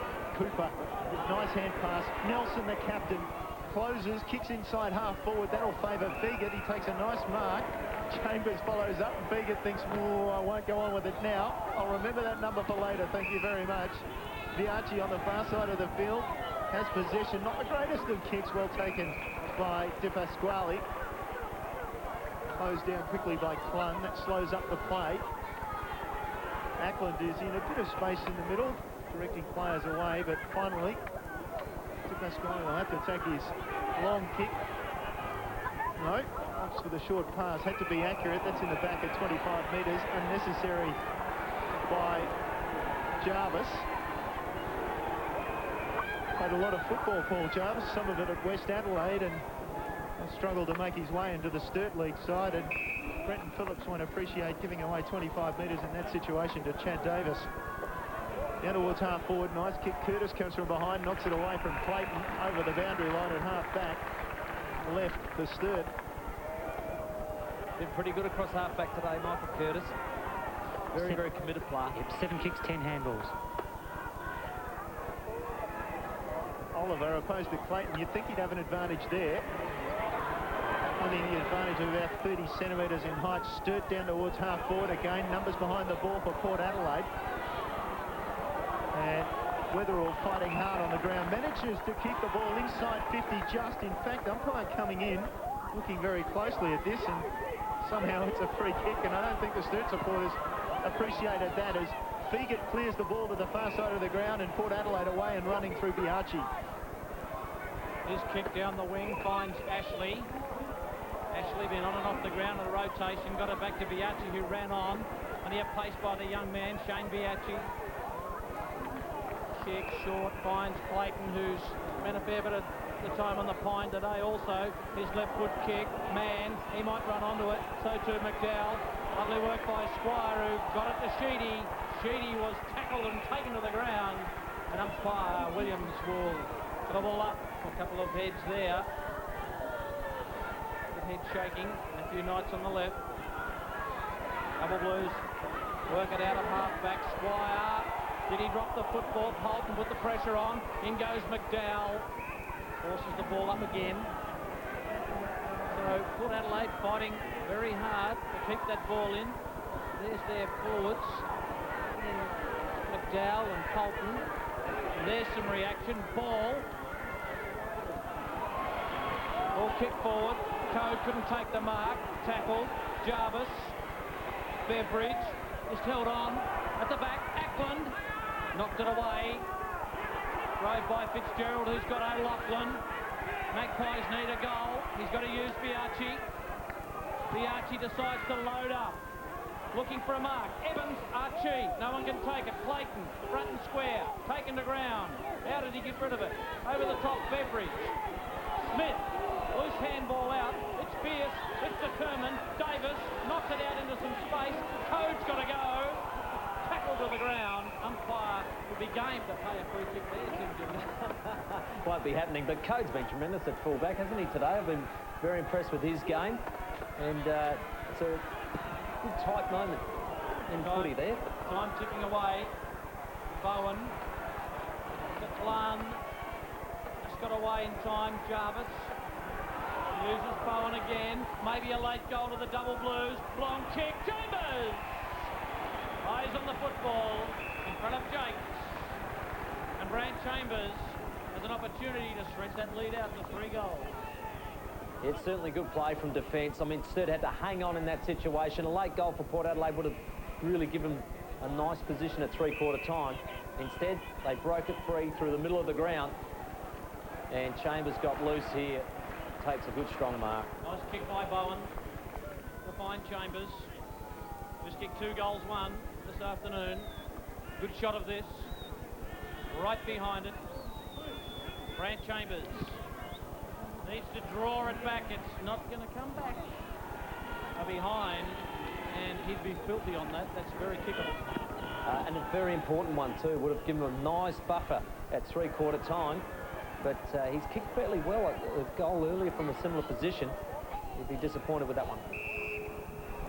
Port Adelaide still without a score in this third term. O'Loughlin, poor disposal, and clung with the hip and shoulder on King, who's worse for wear after that one. They put him under the pump there. All ran away from him. The committee's body did pretty well. Clunger stood there, give him a nice old hip and shoulder. Bowen against Ackland. Bowen wants his left hand, and the ball knocked down by Ackland. Umpire calls play on. Richardson off the left foot up towards the goal, very close. Minor score. There was a free kick there somewhere, but it was called advantage play on. Richardson off the left foot went very, very close. Another look at King, and whack, might have been a head clash as well. Good reason to be dizzy after that one. Yeah, good commitment on the body and the ball though. Port Adelaide defending as Fitzgerald goes off. Nigel Fegert just slammed it on the left boot. Beveridge, who's been outstanding at half-back for the Double Blues. Chambers tried to get through with strength, did it well. Squire, spearing handball to Sheedy, to Nelson. They work it so well. Here comes Cooper. He's outside 50. He's got a man inside 50, and he finds him. Clark Roberts-Thompson will kick from 40 metres. They worked it beautifully. Persistence paid off. Who is on? Clark Roberts-Thompson.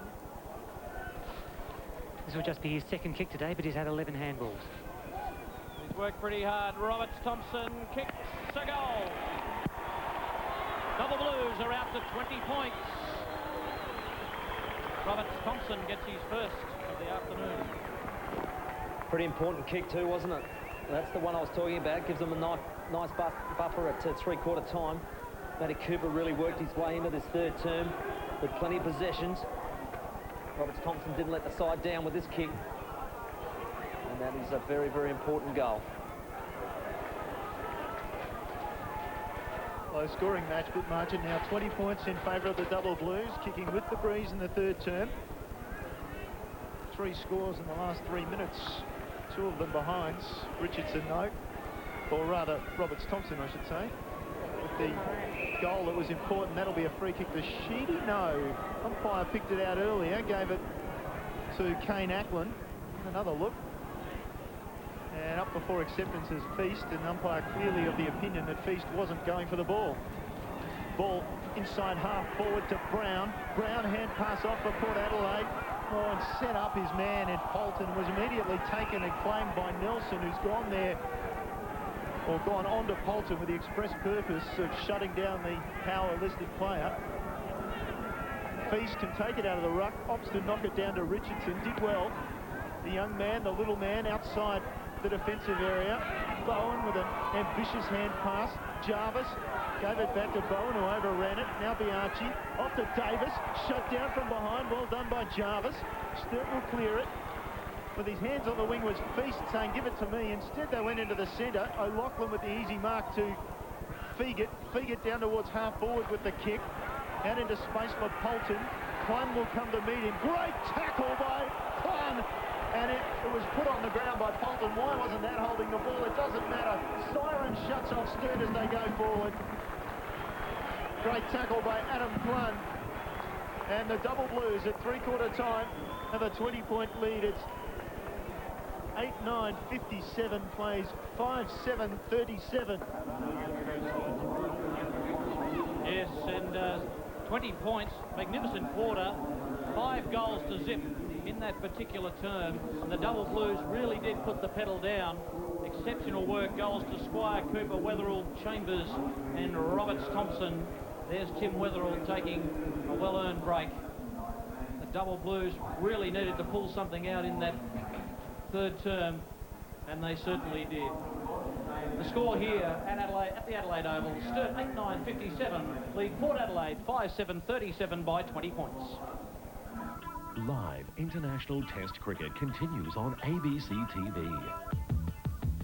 Catch Australia taking on Sri Lanka live from Cairns for day 3 of the second test. International test cricket. Australia versus Sri Lanka. Second test, day 3. Sunday on ABC.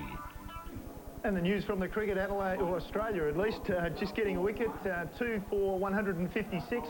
Shane Warne with a wicket, so he edges closer to Muttiah Muralitharan's world record number of wickets, and I forget how many that is, 520 something I think it is. We're just clocking them up as we're going along, aren't we? It's amazing. There's plenty there, no doubt about that. Look, a man who's not clocking up matches for the Magpies at the moment, Shay Cockatoo Collins, joins us from the boundary line. And Shay, unfortunately at the moment, nursing a shoulder injury, but you did, I remember, try and play on after you hurt it, and look, it's I guess taken a couple of weeks to realise how bad it was. Yeah, that's right. We initially thought maybe a couple of weeks on the sideline, but we found there was a lot more damage than initially thought. So is it needed an operation, Shay, or we're just looking at the vision of how you did it? It's one of those things where you're watching, you think, ouch, and obviously you thought the same out there, but did it require an operation, or is it just time? No, it did require an operation. 3 of the major tendons surrounding the shoulder had to be sewn together, and a couple of bones needed to be drilled in, so I was fairly sore afterwards, straight after the operation, but it's pulled out very well, so the shoulder's, you know, brand new. And Shay, Tim Ginniver, just wondering, mate, that'll keep you out of the gym, because I know you like to be in there all the time pumping up for the beach in the summer. Yeah, that's right. No chins, as you're well known for, renowned for there, Timmy. But no, that was the old days. You know that if you're going to play elite sport, you have to do everything required, and weights is one of them. And at this stage, Shay, you're expecting to play on next year? Oh, at this stage, absolutely. I mean, after the last now 3 weeks, the Magpies have seemed to be gelling a lot. You know, gelling very well.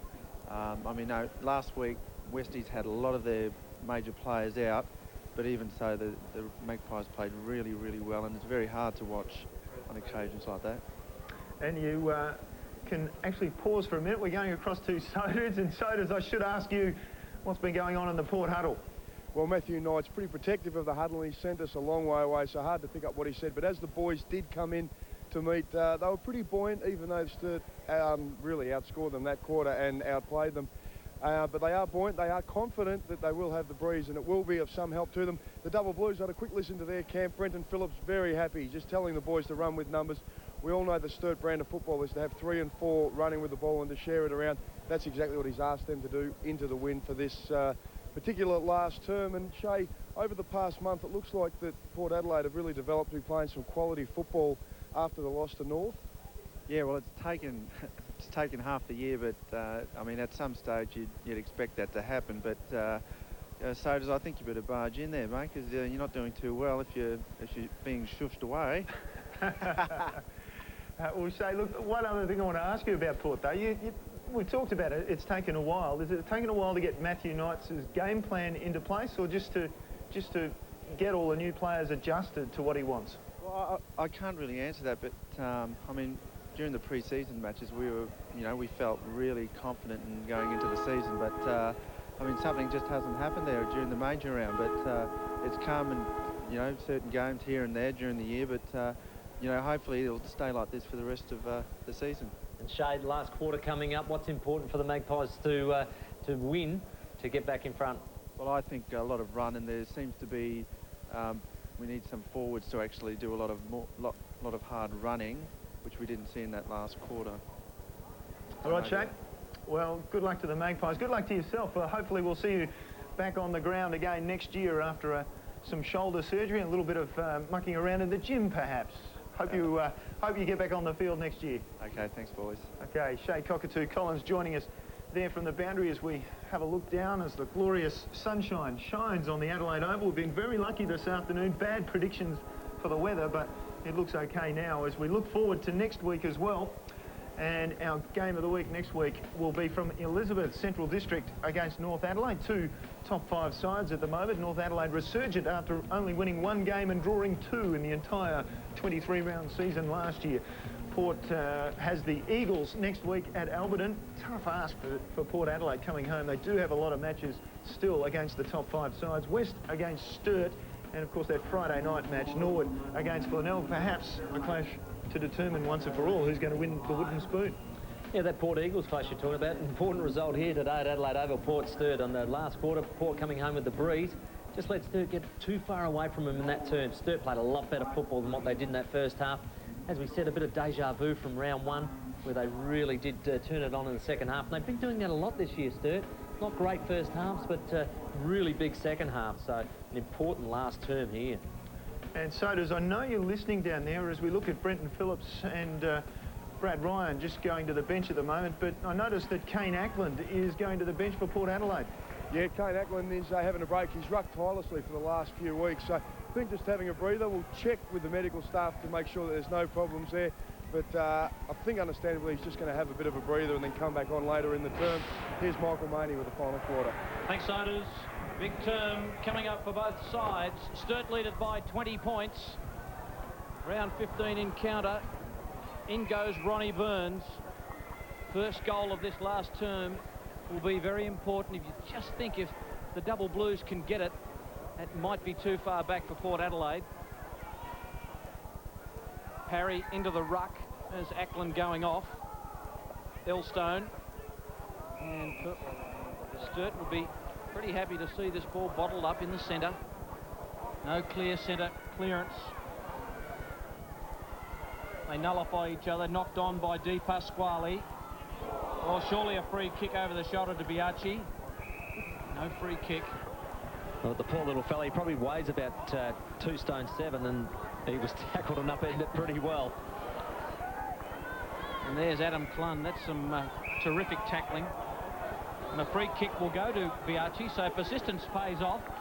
Threw himself back into the firing line. Di Pasquale, the kick, looking for Evans. Can't take the mark. Well done, Beveridge. I'd like to see his stats. Moggy will get his stats in a moment as Squire takes the mark and looks for Roberts Thompson in front of O'Loughlin. You've got to earn them when Ricky's right on your tail. Don't you worry about that. Andrew Beveridge, 10 kicks, 11 handballs today. Just Jay Sheedy with 24 has had more for Sturt. Been terrific. That kick by Roberts Thompson just holds up in the breeze. And Port Adelaide kicking with, I suppose, a 3-goal breeze. Tim, 3-4, maybe? Yeah, I think it's a 3-goal breeze. I think that's a fair judgment. Sturt really did play particularly well to kick 5 with it. Ball on the outer side, and backup players around this. Another ball up. Ian Mogridge. Biggest ball getters for Port, all with 17 possessions. Tony Brown, Chad Davis, Ricky O'Loughlin and Christian Di Pasquale. Magnificent surrounds of the Adelaide Oval there on display from our cameras. Placed all over the place. It seems like we have 20 or 30, but there's only about 6 or 7. 10, sorry. My producer just threw my headphones instructing me. I can tell you the Eagles 47 points up on Norwood at 3/4 time. That's the only out-of-ground score we have at the moment. There's all the ground again, and we'll get another throw-up. It's stalled at half-back for Port Adelaide, half-forward for Sturt. In that glorious sunshine that we mentioned. Bowen with the tap down. It's going nowhere. We'll get another ball up.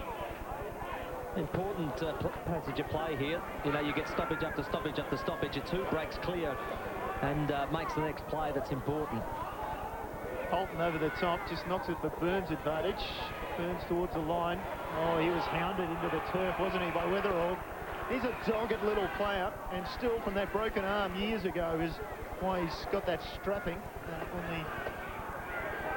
He might as well be a blue player, though. I mean, he's tagged for life as a double blue. And again, another ball up, so played fairly stagnant. 3 minutes into the final term. Sturt by 20 points. Low-scoring game. Sturt average across the year 86 points.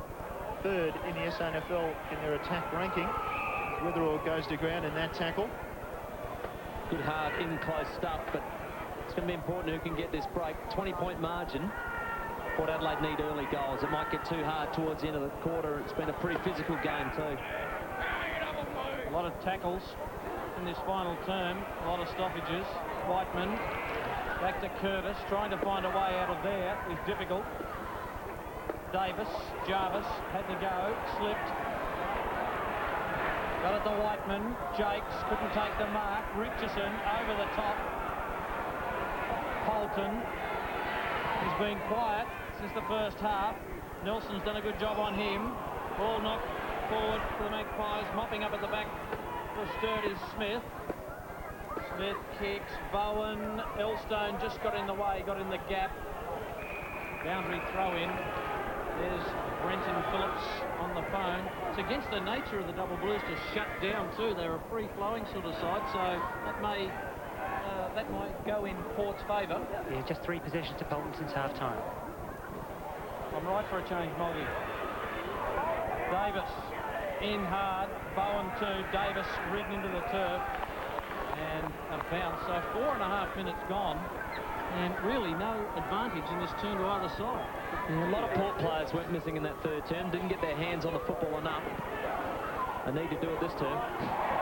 Richardson, kick forward. Chambers, got the handball to Clun. Good tackle, Di Pasquale. Out the back, Funk just hacked it off the ground. They won't have the legs to go out of bounds. Nelson, a lot of strength on Davis. And once again, we'll see a ball up. Here's Ronnie Burns. He's labouring there, you have to say. Certainly is. I know what happened previous.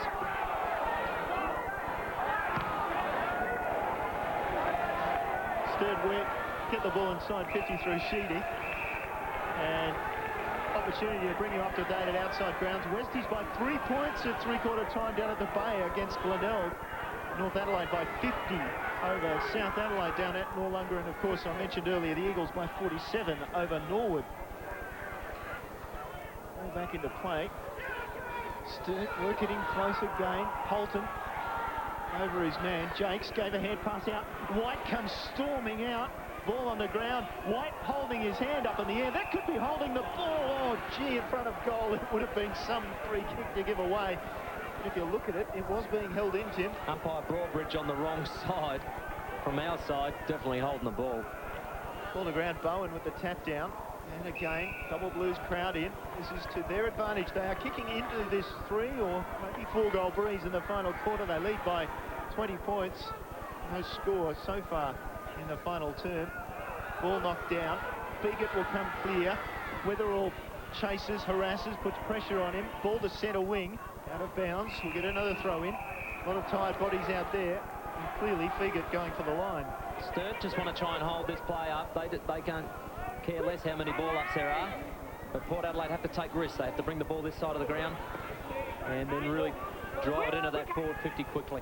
Measure of how Sturt are holding up. There's only been 16 possessions by both sides in 7 minutes of football. Normally you'd expect about 40. Weatherall off to Sheedy, the 2 Magarey medalists of a couple of seasons ago. Sheedy down to half forward. Jarvis was prowling. Hand pass came out to O'Loughlin. Round the corner, Polton in space. Shutting him down was Squire, another of Sturt's Magarey medalists.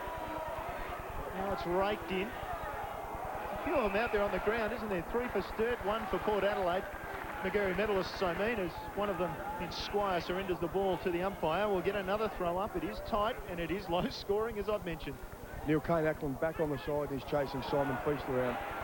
And Feast, he may just set up this next goal for the Double Blues to Richardson, who's kicked 4 points. Does a donut. Kicks it across the body. Chambers and Clayton taken by Fegert. Good defensive work by the Maggies. Mann's found a bit of space at half-back in front of Squire. Mann kicks down the line. Archie can't take the mark. Beautiful work by Smith, who got it to Whiteman. Brown couldn't smother. Roberts Thompson on the wing, just forward of it. Kicks it long. Chambers comes out and takes the mark. To take a good kick from here, you would think he would try and set up White to take a mark. To do that, he needs to go pretty quickly. White makes the lead. He ignores. And Brand Chambers, who's kicked a couple, 2 goals 2, from right on 50, gives it everything, but has missed everything. He knew he was out of range, so he had to make a quicker decision, I believe, and that was probably to get it to the top of the square. Clayton now going on to Chambers, but Port Adelaide, it's almost this tight. Whoever gets this first goal, I think will win the game, because it'll turn Port Adelaide into momentum, or it just says to Sturt, well, we got it home and hosed. Magpies still in their defensive half as King. Oh, that's not a good kick. Parry gone out of bounds on the full. You've just got to be clean in that situation. And too risky when you're 20-odd points down. The kick, flying Fegert.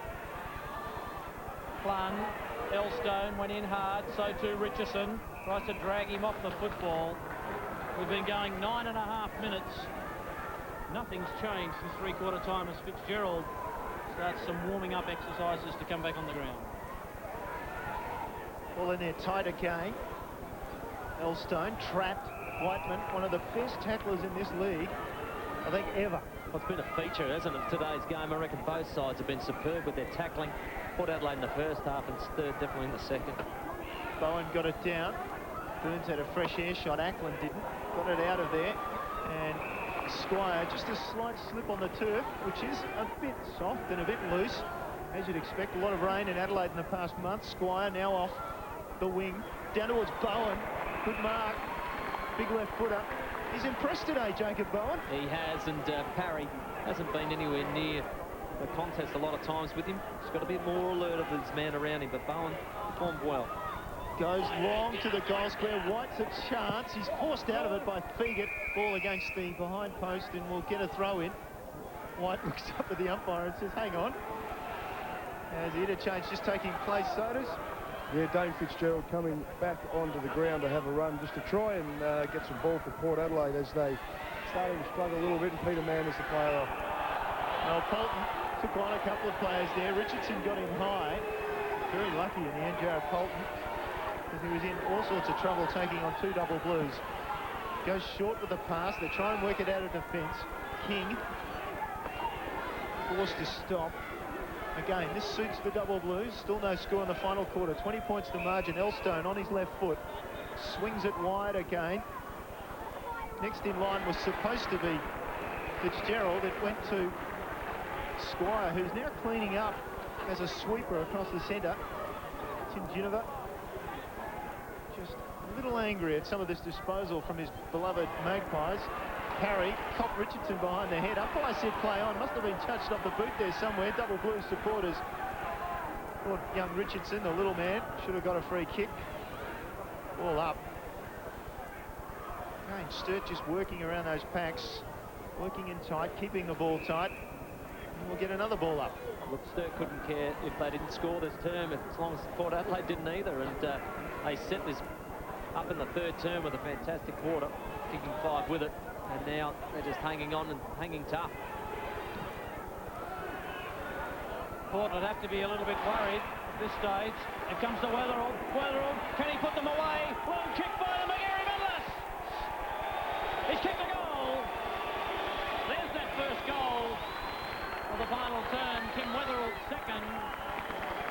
And after 12 minutes of no scoring, you would imagine it'd be pretty hard for the Magpies to get back now, Tim Ginniver.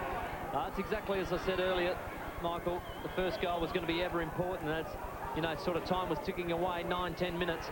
I thought, well, the first goal will really probably be the decider. And Sturt, through their hard work and very tough stuff in close, eventually broke it open the centre-half forward, where Timmy Weatherall finishes off his second goal. And what's been a pretty good performance by him individually. Sturt by 26 points. Feast over the top with a tap down, follows up. Clun, just a little tap, got it to Cooper, then back to Clun. Clun opts to go with the right foot, kick inside 50. Chambers gets the bounce. Chambers inside with a hand pass. Roberts Thompson, another hand pass forward, looks for Bowen. Bowen stretches down, ball on the ground, and we'll get a bounce down. Oh, we'll get a ball up at least. Same result, another stoppage. Double Blues working it well from the middle of the ground. That last goal of Sturt's was the first one at the northern end since the first quarter. This Port Adelaide scoreless in that third term. Whiteman strong and then taken by Davis, got the hand pass out. Richardson clever. Roberts Thompson, no, just touched on the line. Well done by Fegert. But all momentum with the Sturt Footy Club at the moment. They are the ones driving the ball into the breeze. Port Adelaide, good first half, but Sturt becoming a second half specialist almost with their performances. Here goes Whiteman again. They keep pushing forward. The kick looking for White. Bad bounce. Mopped up at the back by Funk. Went short looking for Davis, and that'll have too many legs. No, it won't. Good play by Davis just to hack it down the line. Squire is happy just to amble over the line for a boundary throw in. Matthew Knights with plenty of problems in front of him. Michael, he has some problems in front of him, but he's decided to bring Jeremy Jakes back on the ground. He's pushing him deep into defence onto Stephen White. Mark Clayton, the player that's come off the ground. Clayton just hasn't had a real good game. Sheedy. Curtis shares it with Jarvis. Jarvis was looking for Smith. Out in a bit of space. Matthew Smith will try and get back around on that left. No. Good handball over the top, finds Nelson. Nelson gets it back to Smith. They're full of running at the moment, the Double Blues. The kick looking for White. Can't take the mark. In goes Weatherall. Parry does well. Got it to King for Port Adelaide. His high up and under kick, and Smith with his eyes only for the football. Shares it with Sheedy. Sheedy on a bounce. He is in good form. Jade Sheedy. He loads up from a long way out. I think he's kicked it. It's a goal. The Double Blues will win this one. They're out to 33 points. Long goal by Jade Sheedy. This is brilliant play. It's more like the second half has just been like this all. First half just mucked around with it too much. I don't know whether Jakes gets a hand to that or not, but Smith, he was involved in that play right from defence. Just ran up 2 or 3 possessions to be involved in that, and Sheedy took off, drove straight at the goals, and ended up kicking what would definitely be the sealer here today. As happens so often, Jay Sheedy's the busiest player on the ground. 16 kicks and 13 handballs. O'Loughlin off half-back with a sucker. Elstone inside 50 with the kick. Looking for Evans on the ground. Brilliantly done. Well done by Code, just getting the ball through for a rush behind for Sturt. He was out of the contest and on the ground. Evans had got rid of him extremely well, and look at that. Through for the minor score. Said earlier, very impressed with Code's game, and he's just continuing it right to the finish. But as I said, Sturt's second half's certainly becoming their trademark. And Port Adelaide, as I think most of the season has prevailed, struggled to put 4 good quarters together. There's a bit of skill for you. Squire to Roberts Thompson, who tried to get it back to Damien Squire. All out of bounds. And of course, Tim, that rush point was Port's first score since half-time. That's, again, deja vu from the round 9 game where they struggled to score in the second half against the Double Blues. The Double Blues have certainly got this one in the bag. A lot would have to go wrong from here for them to surrender. 33 points the difference. Good crowd in at the Adelaide Oval. Ian Mogridge. Sorry, yep, 3,741 in today. Not a bad effort. Sturt's effort, fantastic. Over the top, McDowell. Just hooks it up, looking for Evans. Can't take the mark. Roving front and square. Brown with the right boot across the body. It fades away for a behind. Another behind to Port Adelaide. 17 minutes gone. It's all too late. They need goals, not points. It's 14 points up at half-time, the Magpies, and then third quarter by Sturt, kicking 5 goals with the Breeds. Set this victory up, but Port Adelaide just didn't hang tough enough in that third term to be able to keep themselves in contention. Archie off to Ackland, unlikely runner. Ackland gives it to Polton, that's better. Polton's in trouble. Oh, tries to dance around and nabbed by Richardson. And that's the story of Jared Polton. And Port Adelaide's day in the end. They've been caught out a number of times, and it's going to come back, this ball. You thought they might have been play-on advantage for Sturt, but instead it'll come back to Richardson. And Neil, it was almost the way Port Adelaide played the second half was the way Sturt played the first half. Too much overuse of the football, not enough direct stuff, not enough quick movement of the ball. And, you know, the old cliche of they swap Guernseys at half-time, it's just about applicable here. Curtis got it to half forward. Ashley was content to kick it off the ground to his own advantage, pulls it up at least a metre inside the boundary and then kicks it down towards centre wing. Nelson got rid of his man. Squire cleaned up, looked like he got one high. Play on called the umpire. Curtis off the ground to Sheedy. In turn he's got Cooper. Cooper can straighten on the left leg and go long. He goes long, not the greatest of kicks. Chambers, Fegert was right on top of him, got it away from him, ball to ground.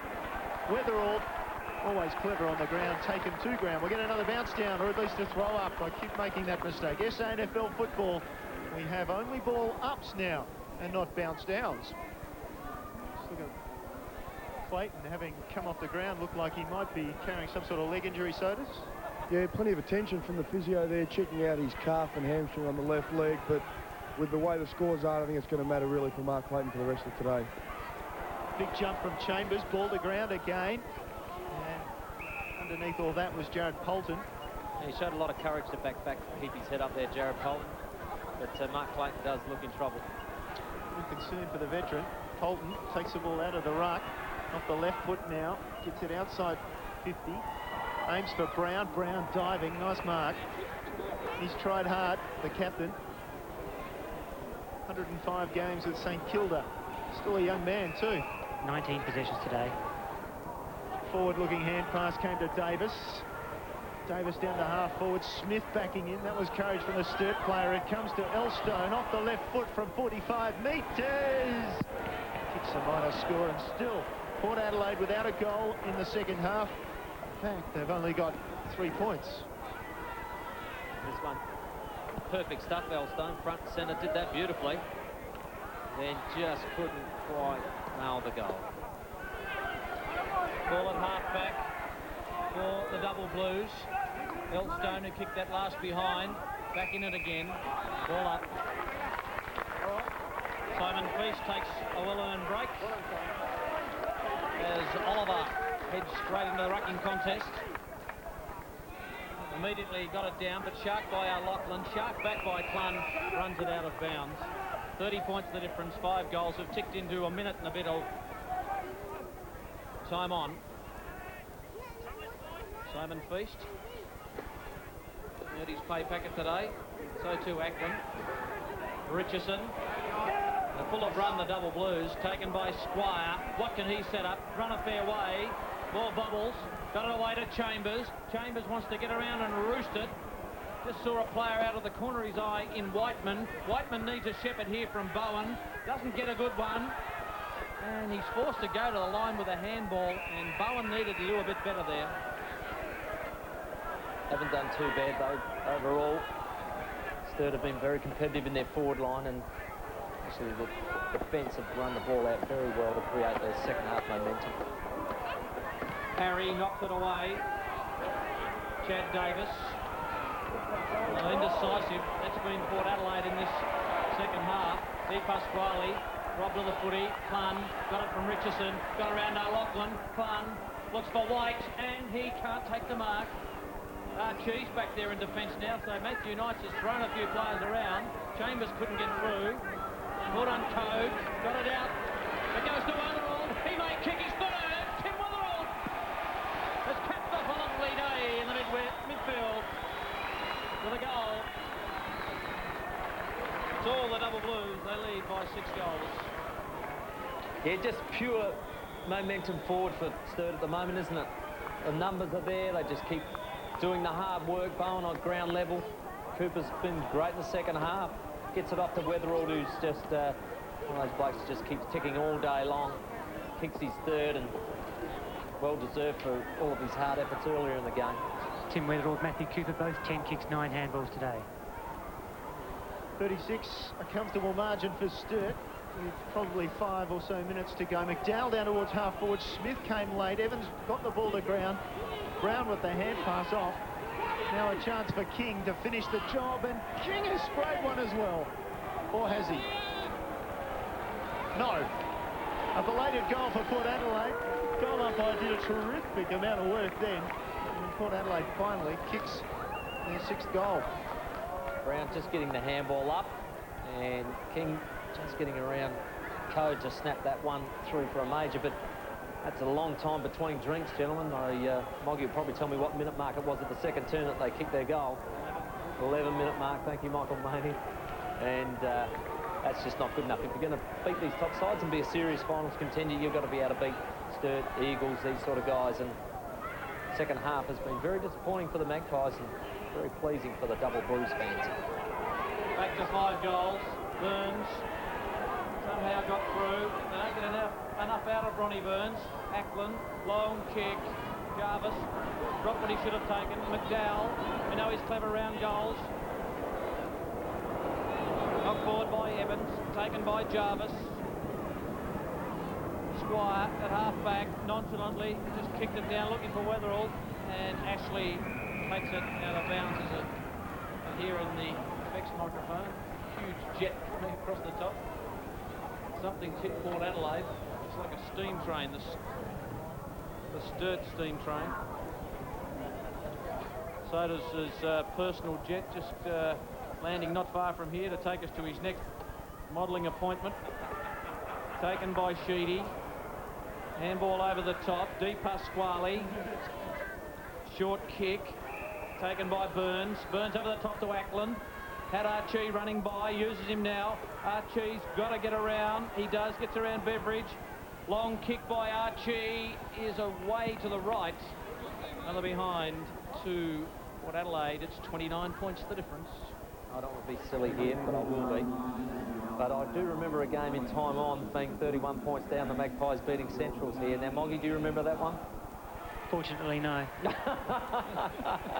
I'm just saying that anything's possible. Am I the ultimate optimist or not? Oh, dear. Sturt has won 5 of its past 6 encounters with Port Adelaide. I think it might become 6 of their past 7. And Port Adelaide has a record at the Adelaide Oval this season of no wins from 4 starts, and Tim, I think it'll be no win from 5 starts. Well, there's something to bring up at programming next year, isn't it? Yeah, we'll have a good look at that and perhaps avoid this round altogether. I notice you're one of the mentors that's been taken back to Port Adelaide, and a couple of them are also administrators. So perhaps, yeah, the idea of giving up games at Alberton in favour of coming to the Adelaide Oval might be looked at. Very closely, Neil. And I think that we won't be appearing here too often if it's our choice. Bowen opposed to Ackland. Done well today, Bowen. And Ackland has had his moments, certainly in the first half. Yeah, certainly can't blame the Oval, though. I mean, they played very well in the first half and looked the goods. And I just think not enough effort in the third term.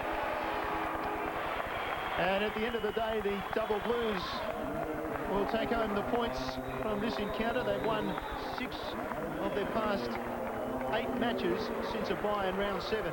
Follow me through that one. It means that they're in reasonable nick, the Double Blues, and this afternoon running out victors 11-10-76 to Port Adelaide's 6-11-47. Pretty impressive win too, wasn't it? A bit scrappy in the first half for them. They really did overuse the footy, and a lot of their key players weren't operating as well as they could. But in that second half, very impressive stuff.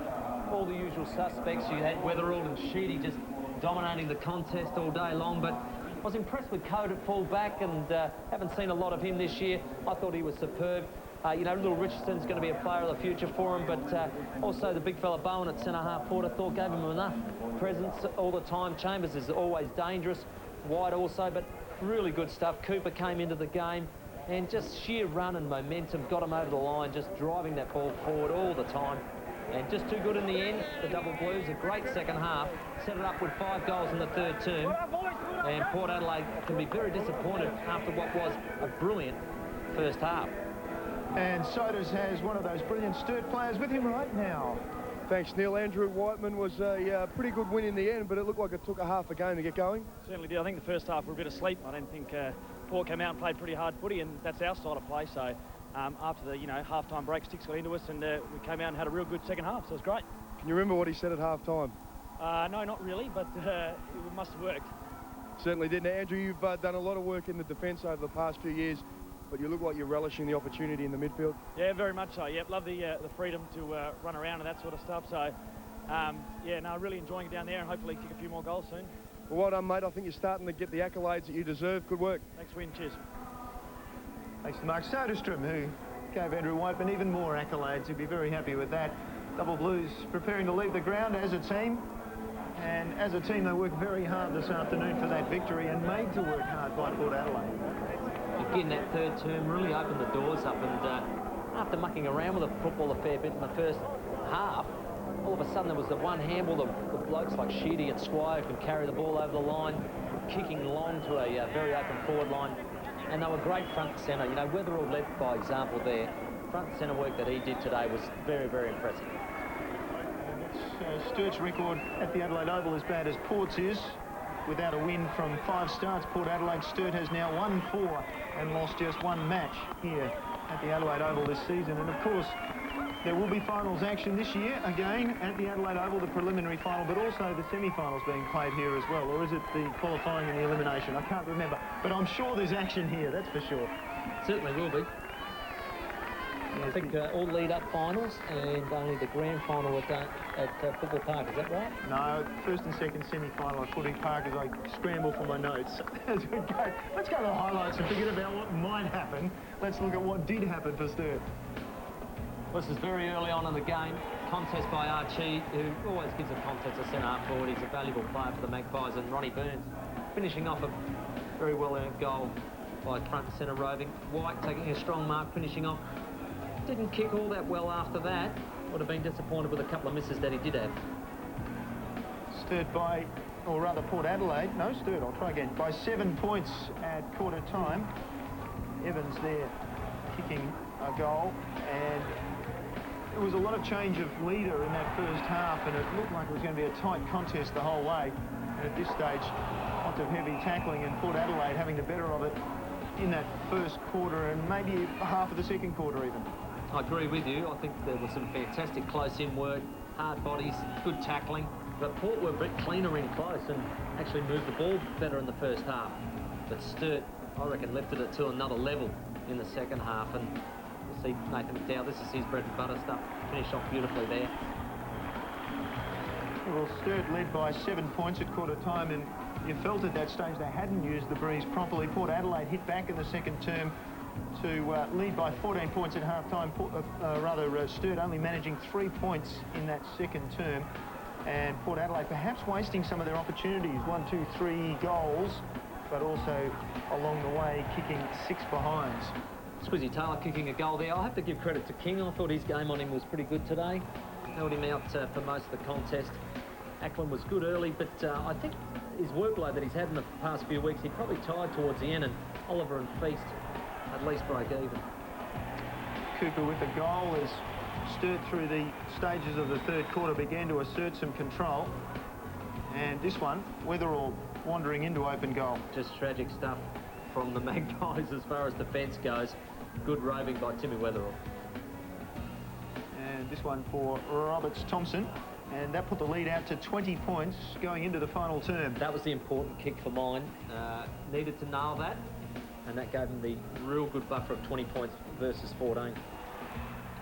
And at the end of the day, as you said, they started to straighten up, Sturt, go longer, more direct, and they do have the key forwards that will worry teams in this competition.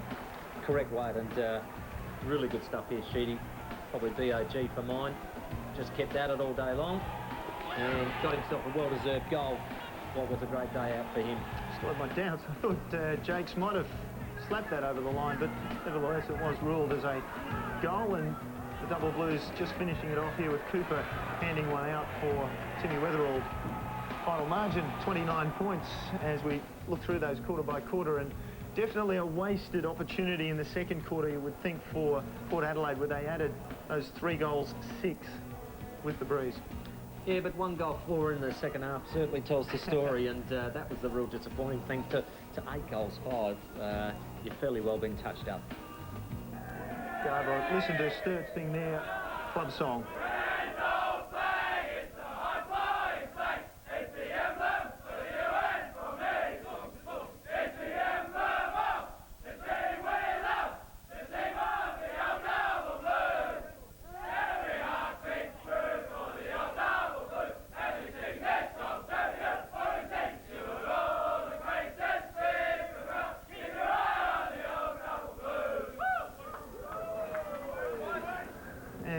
As you would expect, a club is always happy to beat a club called Port Adelaide.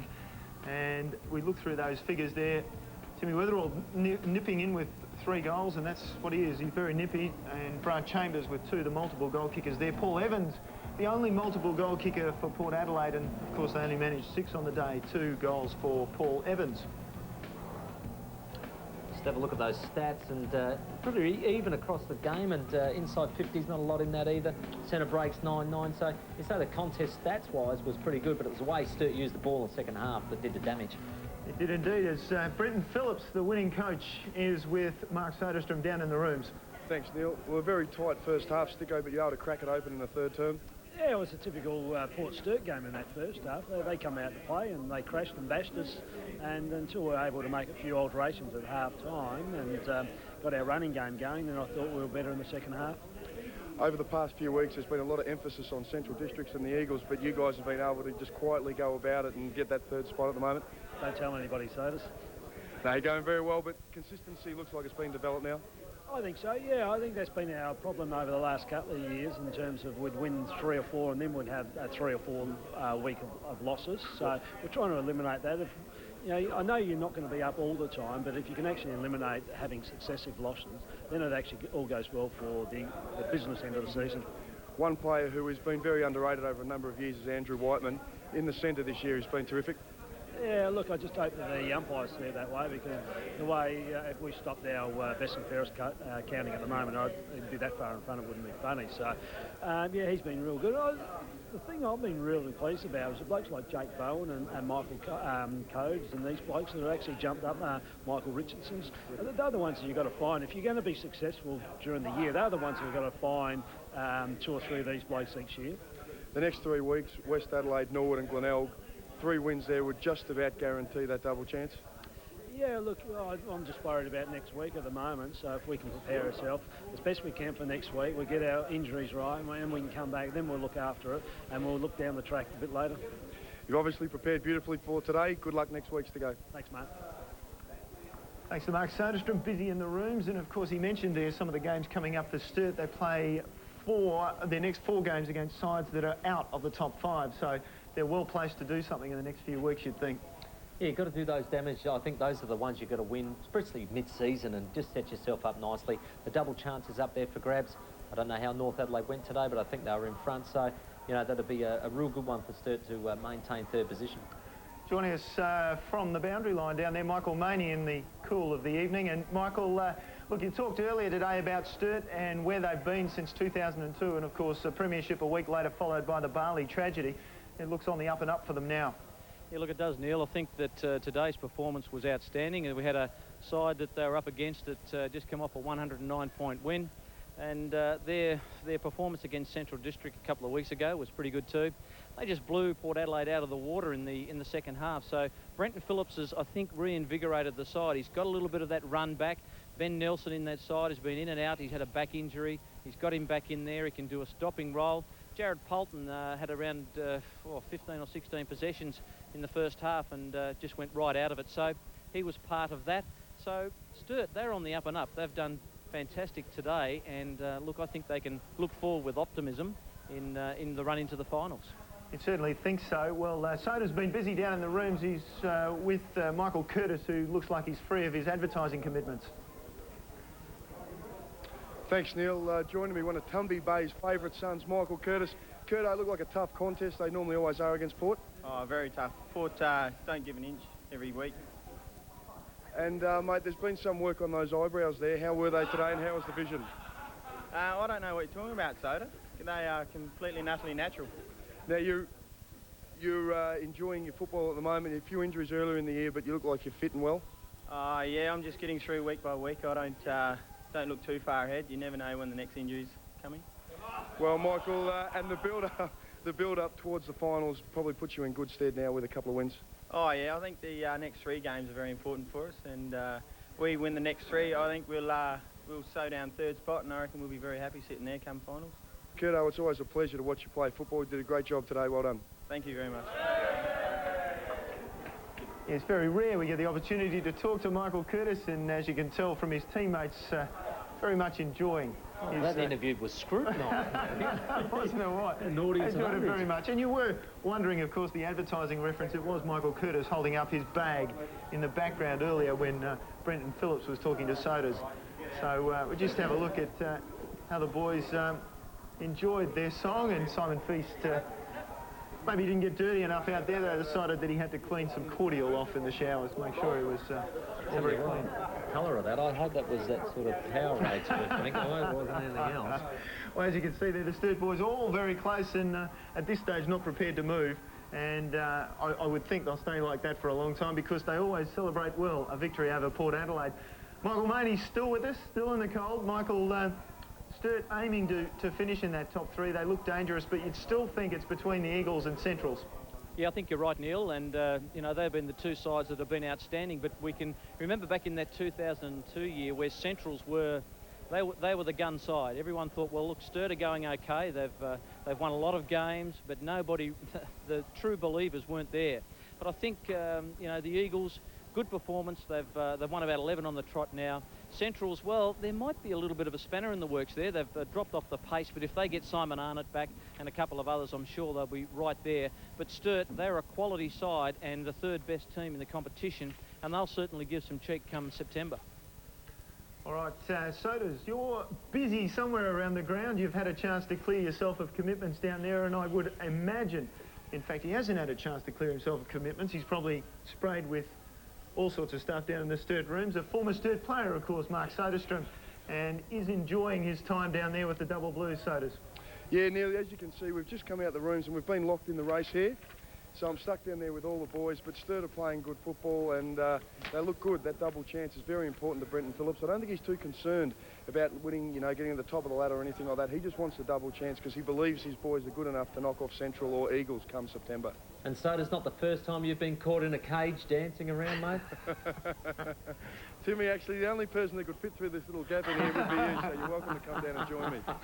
Those days of dancing in a cage are behind you, Sodas. You're now looking forward to the future, aren't you? I certainly am, Neil, and I'm looking forward to the finals, and they'll always be good on ABC, won't they? Thanks for that, Sodas. Well, look, we do have a couple of scores from other grounds, with North Adelaide having a whopping 70-point victory over South Adelaide down at Noarlunga. That'd be very disappointing for the fans of South Adelaide. They've been disappointing actually at Noarlunga this home, year. yeah. And the Eagles by 61 points over Norwood, so a big victory there. And you would think, so does that South Adelaide, well, they've just damaged their chances this season by getting flogged by North. They certainly have. Look, North Adelaide have been playing terrific football under Andrew Jarman. He's got the boys to play with a lot of confidence, and he's telling the young players just to back themselves and take the opposition on, and it's obviously working for them, and really North Adelaide are the only threat to Sturt for that double chance. Thanks, Soto. As well, we're looking forward to next week, and on the Friday night, that Norwood-Glenelg clash. That'll be very interesting. Centrals against North Adelaide is our match of the day from Elizabeth. Port against the Eagles at Alberton, the top side, the Eagles, and Westies against Sturt. And for now, it's a 29-point victory for Sturt over Port Adelaide this afternoon. Thanks for your company.